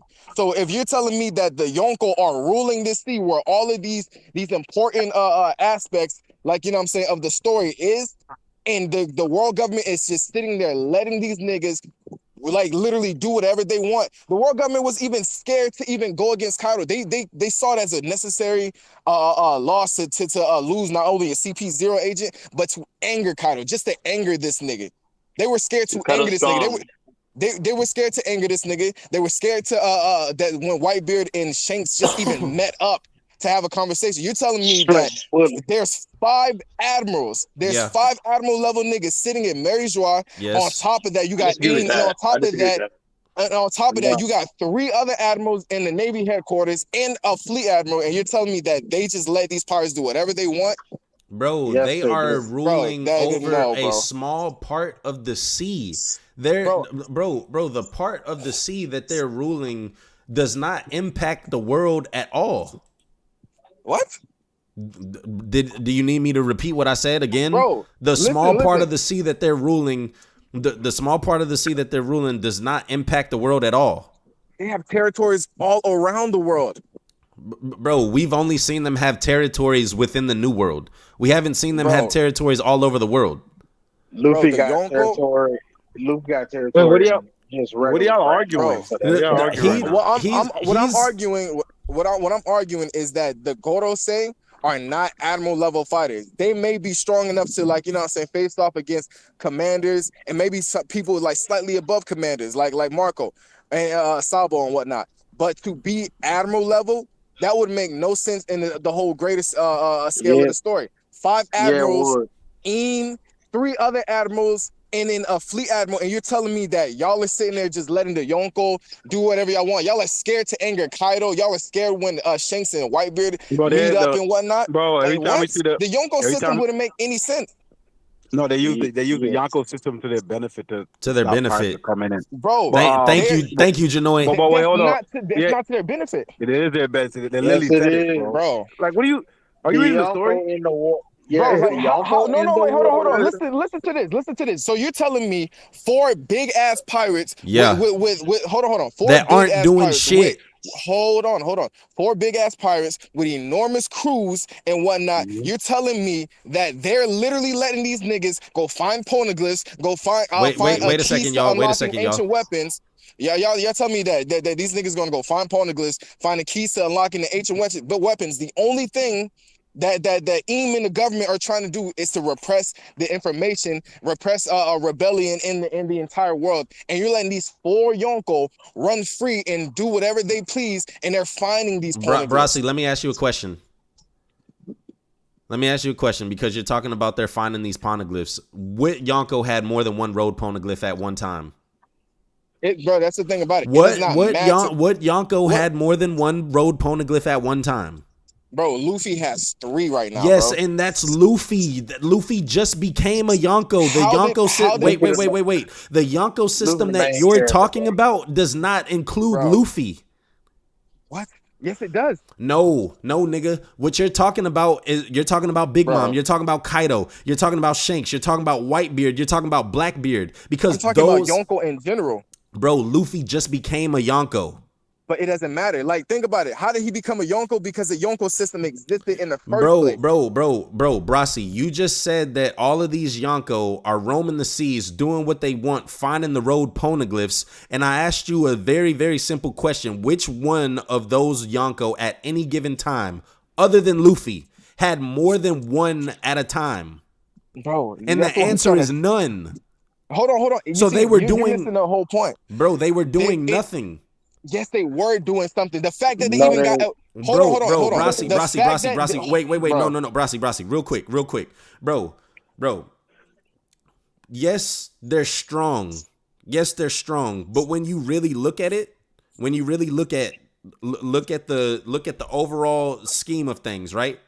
Kaido and Big Mom had not seen each other for 20 years. Shanks. They hold a poneglyph. Huh? I said each one of them hold. Yes, and each one of them held one though. There's one missing throughout the entire world that nobody knows where it's at. And then each one of them have only one, and they've been sitting in these corners of the world. Okay? And then Whitebeard seemingly had one, and Whitebeard was the one that was holding the reins to the sea, supposedly, right? So if Whitebeard is holding the reins, if Whitebeard was the one that was holding the reins, and and kind of taming all of these people from doing anything, what were the Yonko actually doing other than sitting on thrones, on self-proclaimed thrones? And then listen, I'm gonna tell you what's up. Because the moment the Navy made their move, the Yonko made their move. The moment the Navy decided to, the moment the Navy even decided to battle Whitebeard, that was the first fuck up in their whole thing. How so? They fucked up What? because you just said, hold on, listen. You just said that he was holding the reins to the sea. After you went and battled Whitebeard, you killed Whitebeard, and you just made shit even worse because not only with his death did he proclaim that the One Piece was actually real, straight out the words, straight out the mouth of an actual legendary pirate who's on a level of Goldie Roger. Not only did you do that, but then you had Big Mom and Kaido decide to team up because of the Yonko, or because of the government and the Marines decided to abolish the warlord system. Now you on top of that, you have the warlord system. It collapsed, and guess what happened as a result? Cross Guild. Cross Guild happened. The Yonko came together and decided to create an alliance. And really, no, like if we're being honest, no separate entity. Big Mom went to Wano because fucking Luffy. What are you talking about? What are you talking about, bro? Yeah, Big Mom went to Big Mom went to Wano because of Luffy. Hold on. And why did they team up? Why did they team up? Let me ask you that. Why did they team up? Because of Luffy. No, they did not team up. They did not team up because of Luffy. They teamed up because they wanted. Why they teamed up right now? They wanted to take over the world. Okay, then so what are you talking about? I said Big Mom went to Wano because of Luffy. It does not matter why she went to Wano. Wait. It does matter. It doesn't. The reason why they teamed up is what matters. Bro, what? Yo, you wouldn't have went to Wano the first. You wouldn't have went to team up if Luffy wasn't involved. We're deviating away from the point. The Yonko do not move anything except for in the New World, and all they do is keep people from coming to the New World. And that's cap because everybody has been coming to New World regardless of the Yonko actually being here. And what's been happening though, Brasi? What's been happening is that 2 Yonko just got taken down by Luffy. Bro, you're talking about recent times. Yeah, literally, bro, Brasi. It was not just about Luffy though. Brasi, you're literally talking about things that you're talking about things that just happened. Bro, the Yonko, how are y'all getting this whole point that I'm making? Like, I don't know why y'all keep talking about like listen, the whole point in what I'm trying to say is that if there is 5 admirals sitting down in Marijua, they would not be sweating about not only just Whitebeard and Shanks meeting up, but Big Mom and Kaido teaming up. That shit would not mean hold. That shit would not mean anything. Wait, no. Here, Janoy. Let me say something for the longest. All right, go ahead, Wing, and then Janoy, you next. All right, okay. All right, Brasi, I want you to come to understand this. If you have somebody like the hero of the Marines, Garling, the #1 Marine in history, literally say to Ace while he visited him in jail, "Oh shit, since we got you, you in jail and all that. I love you, boy. You not my blood, but you my blood. We ain't the king of the sea. He coming. It's gonna be all our fucking war. Shit." And Garp started sweating. You telling me if the #1 nigga y'all got is sweating over this dude, you really like, oh my God, extra admirals is really go just turn this whole thing around for us. That's what happened. You got to call a spade a spade. Janoy, go ahead. Let me say what. Okay, 5 admirals. Let me say what I was saying. These Gorosei niggas, they sweat and worry about everything, bro.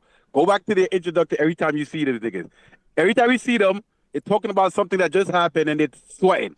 That's all they do is sweat. Sweat scaling doesn't mean anything. And now, for everything. let me build off of what Janoy is saying, right? The only reason that they're quote unquote sweating, right? And I hate this shit. He's sweating, he's worried. Bro, they're sweating because they have to start moving these chess pieces around and figure out how they're gonna replace. Because with Crocodile, right? They didn't know who they were going to find to replace as a warlord.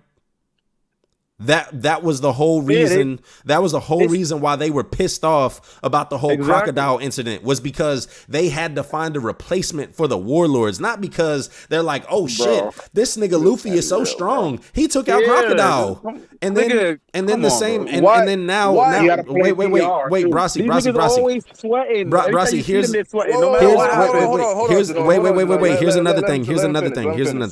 here's another thing. So you said that they were sweating about the Yonko teaming up, and they were sweating about the Yonko about Whitebeard and Shanks meeting up, right, bro? Right. The Gorosei never were shown to be worried about that shit. That was the Marines that were worried about it. The Gorosei were sweat. The only time we really saw the Gorosei sweating in terms of the Yonko, and now once again, this is because they have to start moving pieces around and they have to find somebody. They were sweating after Marineford, after Whitebeard was dead, because what did they say? They said Whitebeard was a deterrent. He kept things he in order. Yes, he kept things in order. He kept with PC, with their system. With the system that they with the system that they have in place. And then they were like, remember what they did? They had a discussion over who was gonna be the next Yonko. They said Marco Phoenix might be might be a candidate. And then they said Blackbeard might be a candidate. Like, that's all they said, and that's all it is. Can't be for real, bro. What do you mean we can't be for real, bro? I just gave you facts. There's no way. You gotta remember they want to keep the balance. There's no way. Why is there a balance? You're the world government. What do you need these pirates for? If you got five admirals, hold on. Wait. You got five admirals. You got five admirals sitting inside of Marijua. You're sitting there telling me that the Shichibukai and the Yonko, they're just allowing these niggas to do these things just because of the fact that it's helping them. But that is exactly what they're doing. Hold on. Literally, the story is telling you that it's not helping them, because the reason why the reason why these niggas, Luffy is one step closer to becoming Pirate King. The reason why a Pirate King would even exist is if the existence of pirates kept on ballooning in the world, and that's all the world government has been allowing happening. And the reason why they're letting this happen, you know why? Because they don't have the power to stop this shit. They don't have the power. If they had the power to stop this shit, they would have been snuffed out a long time ago. Wait, they don't have the power to stop this shit. Then why is Whitebeard dead? If they didn't have the power to stop this shit, then why hasn't there been a power? Wait. If they don't have the power to stop this, if they had the power to stop this, why is the Yonko and even a thing? Why did Why you asking me a question and didn't answer my question? Hold on. Why did? Because you're focusing on one Yonko that was actually already on death's bed. He already had it. His body was already ravaged with sickness, and you're talking about one Yonko that went to war. He was still a Yonko. Hold on. Let me answer it. Like, okay, he went to war, and you know what's crazy thing about it? One Yonko had Sengoku. Would you let me finish? Go ahead.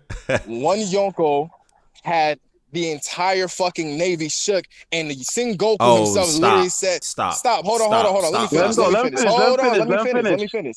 Sengoku even said, like, yo, we could actually be the ones to meet our ends here. We could actually lose this fucking war against one Yonko. So you mean to tell me 3 other Yonko, and on top of that, like, you know what I'm saying, the Shichibukai, they're just allowing this shit to happen? Bro, Janoi. This is the only thing that's going to be their downfall in this world, bro.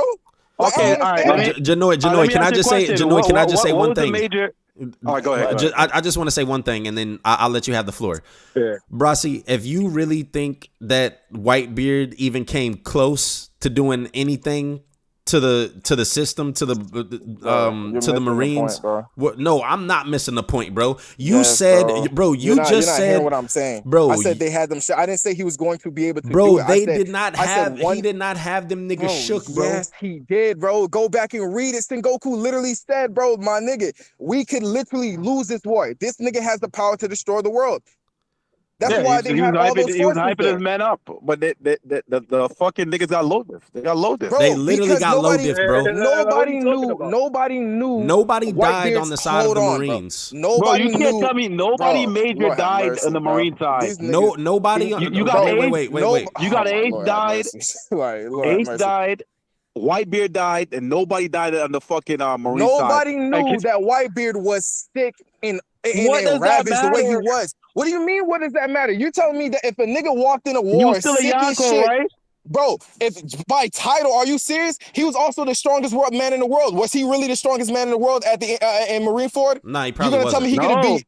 Exactly. So what do You you still like? a What do you? Yonko, right? What does the title matter if this nigga was not in the shape of a normal Yonko? If he went And against what is he any, gonna do? if he went against any Yonko at that point, he was going to obviously lose, bro. He was not strong enough to defeat any So what does Yonko. this? Yeah, what but he does was this still have to do Yonko with the? level. What does this have to do with your point? Bro, come on, bro. My whole How did point we get was here? my How did we my get whole here? How did we get here? my whole point is that if you look at the story, there's no way, because the only way for Luffy to become Pirate King, the only way for anybody to find Lapto or the One Piece is through being a pirate. You're not gonna find that shit as a Marine and whatnot because not? the Yonko. I'm trying to The tell you. Marines are not looking for that shit. Hold on. What? Bro, you telling me if the war government could the people from finding the truth, finding the last island, finding the history of the poneglyphs and whatnot, you telling me that they wouldn't stop that? They just can't. Wait, where do you see them looking? Where do you see these niggas looking for poneglyphs? Yeah, Right, that's what I'm talking where about. is any Marine or like government agent looking for poneglyphs? Bro, they can't even find it because let me tell you what these hold on. Let me tell you what these three poneglyphs say. Hold on. It's common knowledge that two of the poneglyphs, right? Yes. Two of the poneglyphs is in the hand of two emperors. The Yes. Marines ain't gonna do shit about that. Another poneglyph is on Zoe, the Phantom Island that nobody can find unless you got a Vibra card to get to. And the last one is with a man on a black ship who anytime somebody gets close to them, they literally fucking sink. So what would the Marines do in order to get that? First off, they were scared to even anger Kaido. They were scared to anger Kaido. So they're not going to go in his territory unless Bro, he they was literally gone. say they literally say the balance. They want to keep the balance. They want to, yeah, exactly. They want to keep the balance. Oh my God! If you have overwhelming power, what the fuck is the purpose of a balance? What do you need a balance for? If you're that strong, if you're that deep, what is the purpose of a balance, bro? Brosy. Like, this can't be real. Hold up. Whoa, Brosy. For one, hold up. Let other people speak because you asking people questions. My bad. Go ahead. They trying to answer, then it start to go the rhetorical route. Now, let me say my piece. For one, what everything you saying, they said it in the story. If you wondering, they straight up said, hey, what's the reason why the Yonko don't get pushed by the world government or nothing? Oh, yeah, maybe because if one faction goes after the other faction, it's going to leave them wide open for a counterattack from another faction. Like if they went after Whitebeard them. If Big Mom, Kaido, and all them motherfuckers was really on it, they would have been like, you know what? Fuck this shit. We finna third party this shit like this Apex Legends. We finna third party whoever the fuck winning. So Whitebeard that was losing.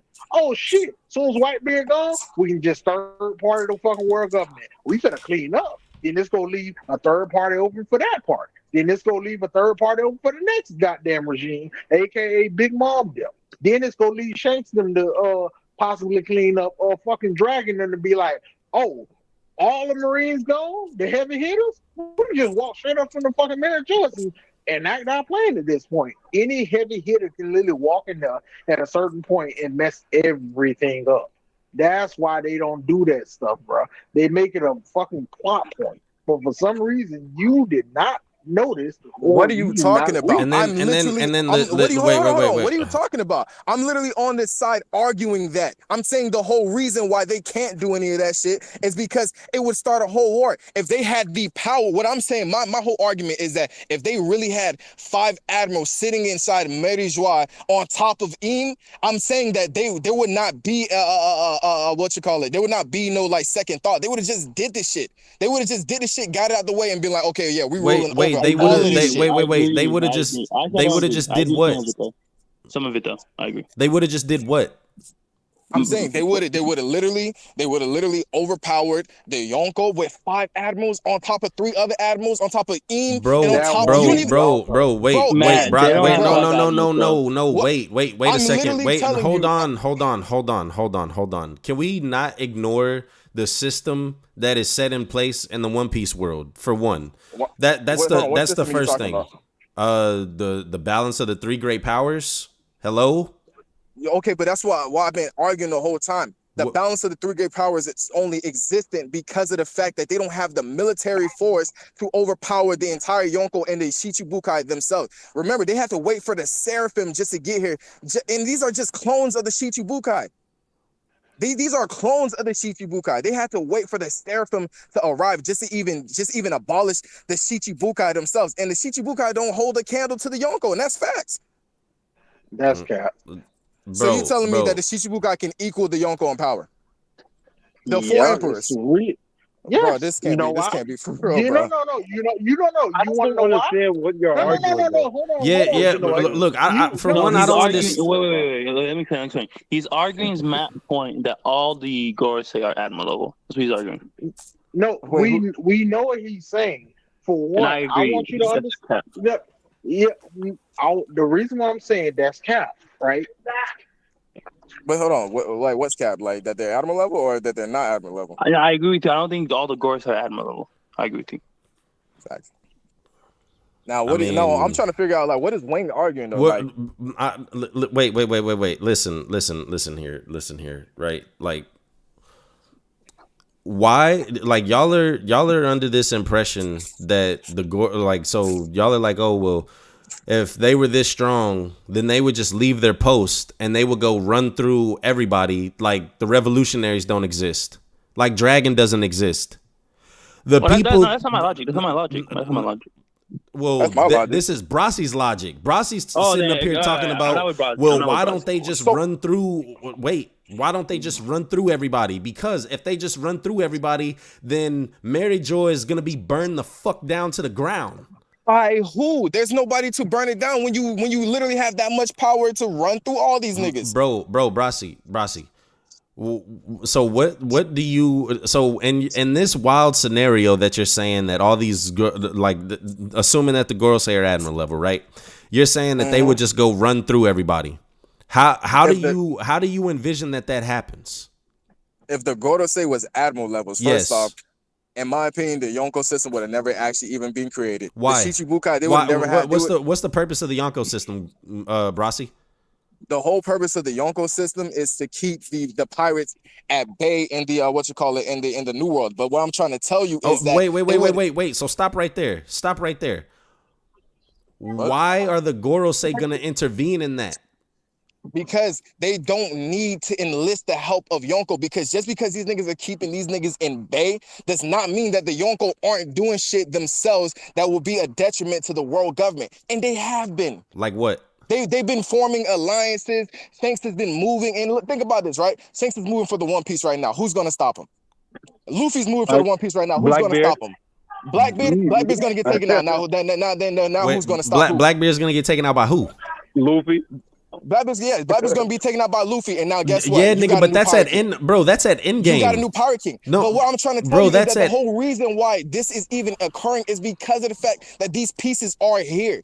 If you take out these pieces, right? Think about this, right? You say, oh, what did the Yonko have been doing? They've been just sitting down doing nothing, right? They have. Kaido Big Mom had okay, look. They Kaido have. Big Mom had a poneglyph. Okay, but listen, Kaido and Big Mom had a poneglyph. The whole reason why the government never actually even entered their territory is because they're scared of angering one of the Yonko. Now, if you went in, if you had the balls as a pirate and you went in there and took their poneglyphs, now you have 3 poneglyphs. So the world government keeping the Yonko system around, it's to their detriment. The only way, the only way a new pirate king could exist is if pirates exist.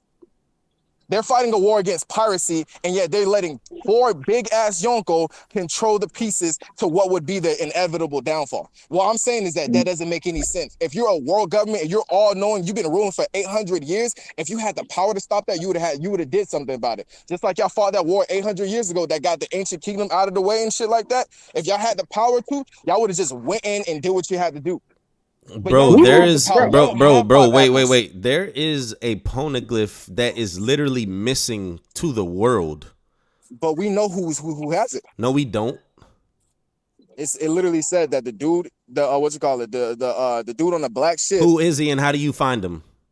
We don't know who he is. But hey, hold on. You said hold on. We don't know who he is in the story yet. But there's people in the story who actually know where to find this nigga. Kid was going to go find him. Shanks, Blackbeard. How to find them? Bro, they're going to find. So you mean to tell me that this nigga's never gonna pop up in the story? They're not gonna find him. Okay, then they know how to find him. It's gonna be some. It's gonna be some random. Of course, somebody's gonna find Luffy's probably gonna find him. It's probably gonna be Luffy. If we're being him. honest, it's not gonna be anybody else other than Luffy because like that's just a stroke of fate. Guess what Luffy is? Yes, but he's not. Yes. Before he's a Yonko, he's the MC. He's the MC. Everything goes right for him. Exactly. It's the same reason why I know. Wait, just give me a second. Let me go. It's the same reason why before Luffy came into the scene, all the Yonkos only had one poneglyph. Now that Luffy had done stuff, guess what? Deadlock. Now that things are moving, people have more than one now. It's all because of Luffy, the MC, who's setting things into action. What I'm trying to say is that literally, you know how hard it was probably for Kaido and Big Mom to find that poneglyph? Think about how long they've been emperors. Think about how long they've been ruling the seas, and they only each found one.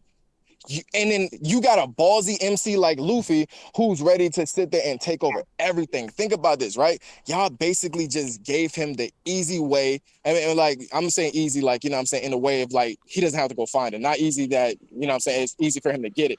I'm saying it's easier for him to get it now that he knows exactly where it's at. Hey, hold that thought. Right there. All he got. Hold that thought real quick. Josh Smith, appreciate the donation, bro. $20. The world government may have 10 admirals, but still weaker than Elbaf. Big Mom said it's the most powerful army in the world.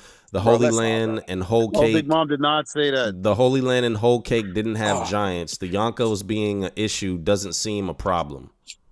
Bro, first off, admirals, bro. Like, first off, y'all, I don't know what y'all problem is. Yeah, I don't know what y'all problem is, but y'all really need to stop shitting on the Admirals. I don't think y'all realize how powerful these niggas actually are. We do. Like, we know we know your take on the Admirals, bro. That's we why know. the Gorosei are not Admiral level. Exactly. If these niggas had all of these niggas just sitting there, what, like, bro, come on, bro. Come on. Bro, it's a difference, right? Like, see what Kaido and all that on the Onigashima, all that fighting, right?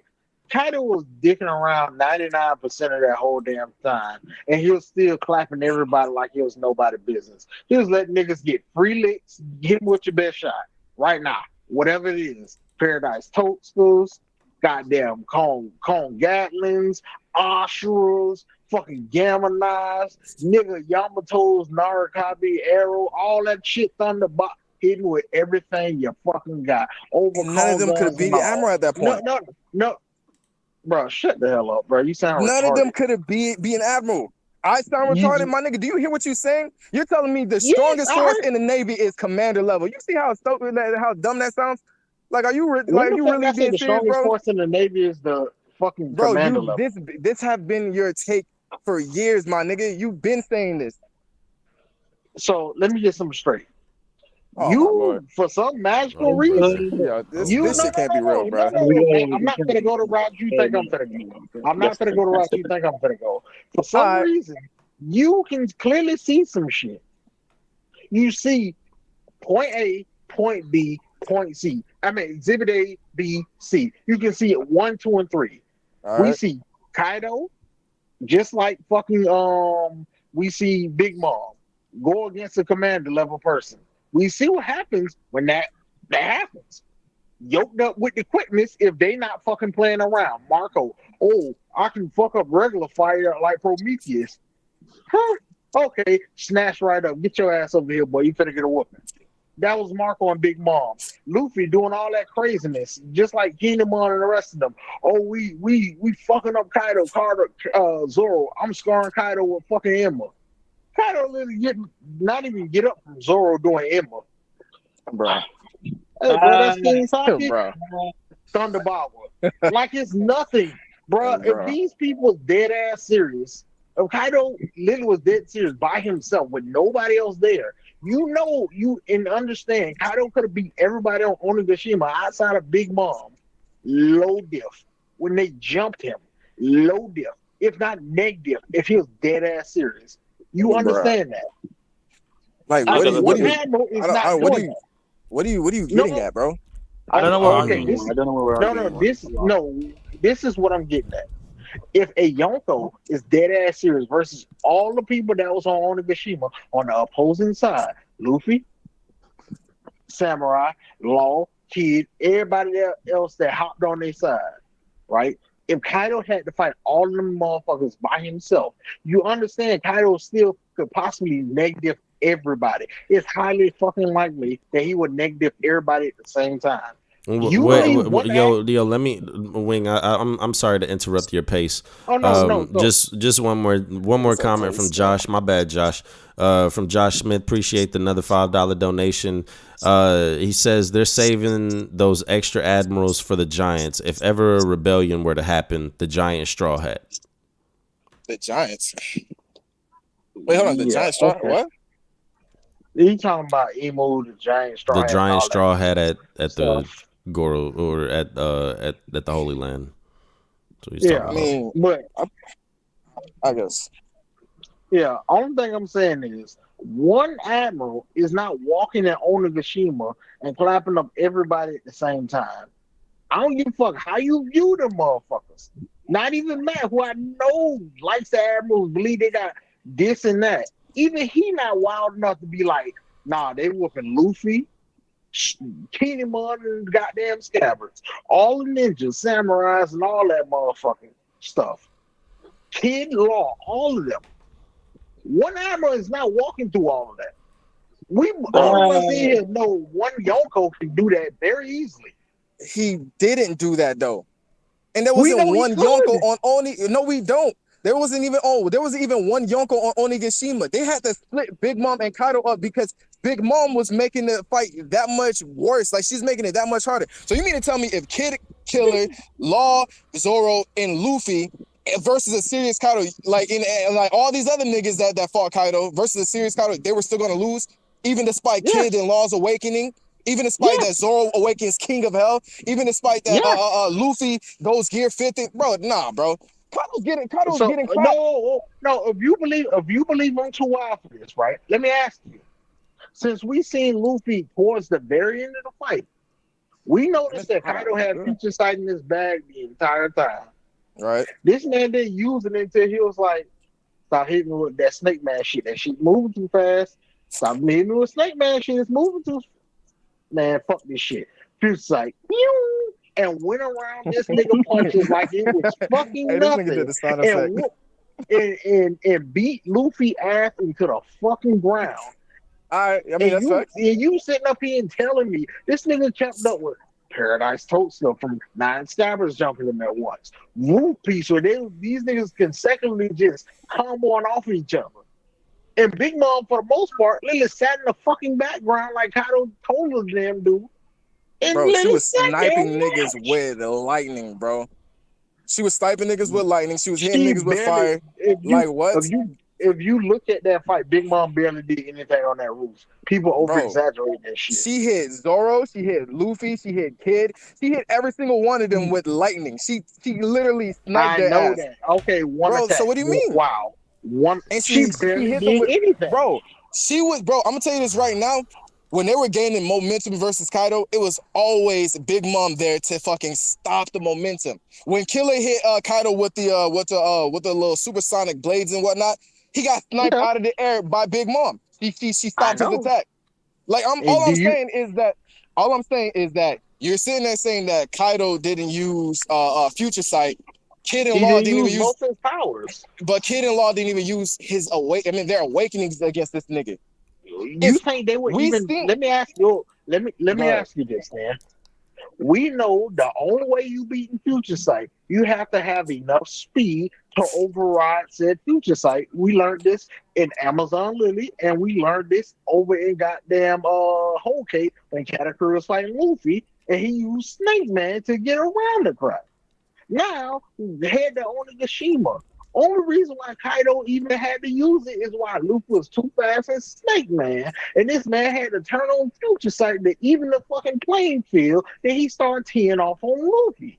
So I'm asking you, if Luffy was the only person to ever move so fast that Kaido was forced to goddamn activate Future Sight and start using it on a regular basis, you truly believe it wouldn't be like Katakuri and Luffy fighting again and everybody else trying to hit these people, like trying to hit Kaido like Flumpet? Yo man, it wouldn't be like that. I wanna let this keep going. But I'm gonna go ahead and I'm gonna end this right here. We've been sucked into Wings pace. I let him go for the longest, but as soon as I start to talk, it's Wings pace. No, Wing. I'm fucking with you, Wing. I'm honestly fucking with you, bro. I know, but nah, my nigga Brago's about to stream, and I'm about to clear the way because nobody else streamed while I was live, so I'm just about to go ahead and end the stream here. I got some shit I got to do, so everybody migrate over to Brago, and yeah, man. It was a great chapter, amazing chapter. Appreciate all of you niggas coming through and talking, doing all that stuff. We're gonna have to run this shit back. But we're on a break, so we definitely gonna get some One Piece discussions popping up for the next month or so. But yeah, man. Because Wayne, this ain't over, bro. Yeah, hey, we can keep going right now. You ain't gonna change that for me. I know I'm right. So what are you even talking about? I was pretty much saying if any Yonko was on Onigashima, right? You know, Luffy and all his forces and all that, if they jumped the Yonko at once and the Yonko was dead ass serious, like not joking around, they would neg or low diff everybody at once if they was dead ass serious. And for some reason he said no, they can't. And I was like, well, how the fuck is Kaido? Yeah, Kaido literally. Yeah, I said if Kaido really by himself and he fought everybody at the same time, he still say, nah, they would have won. I'm like, nigga, Kaido was look like sandbagging his ass off. They clearly showed that this nigga was sandbagging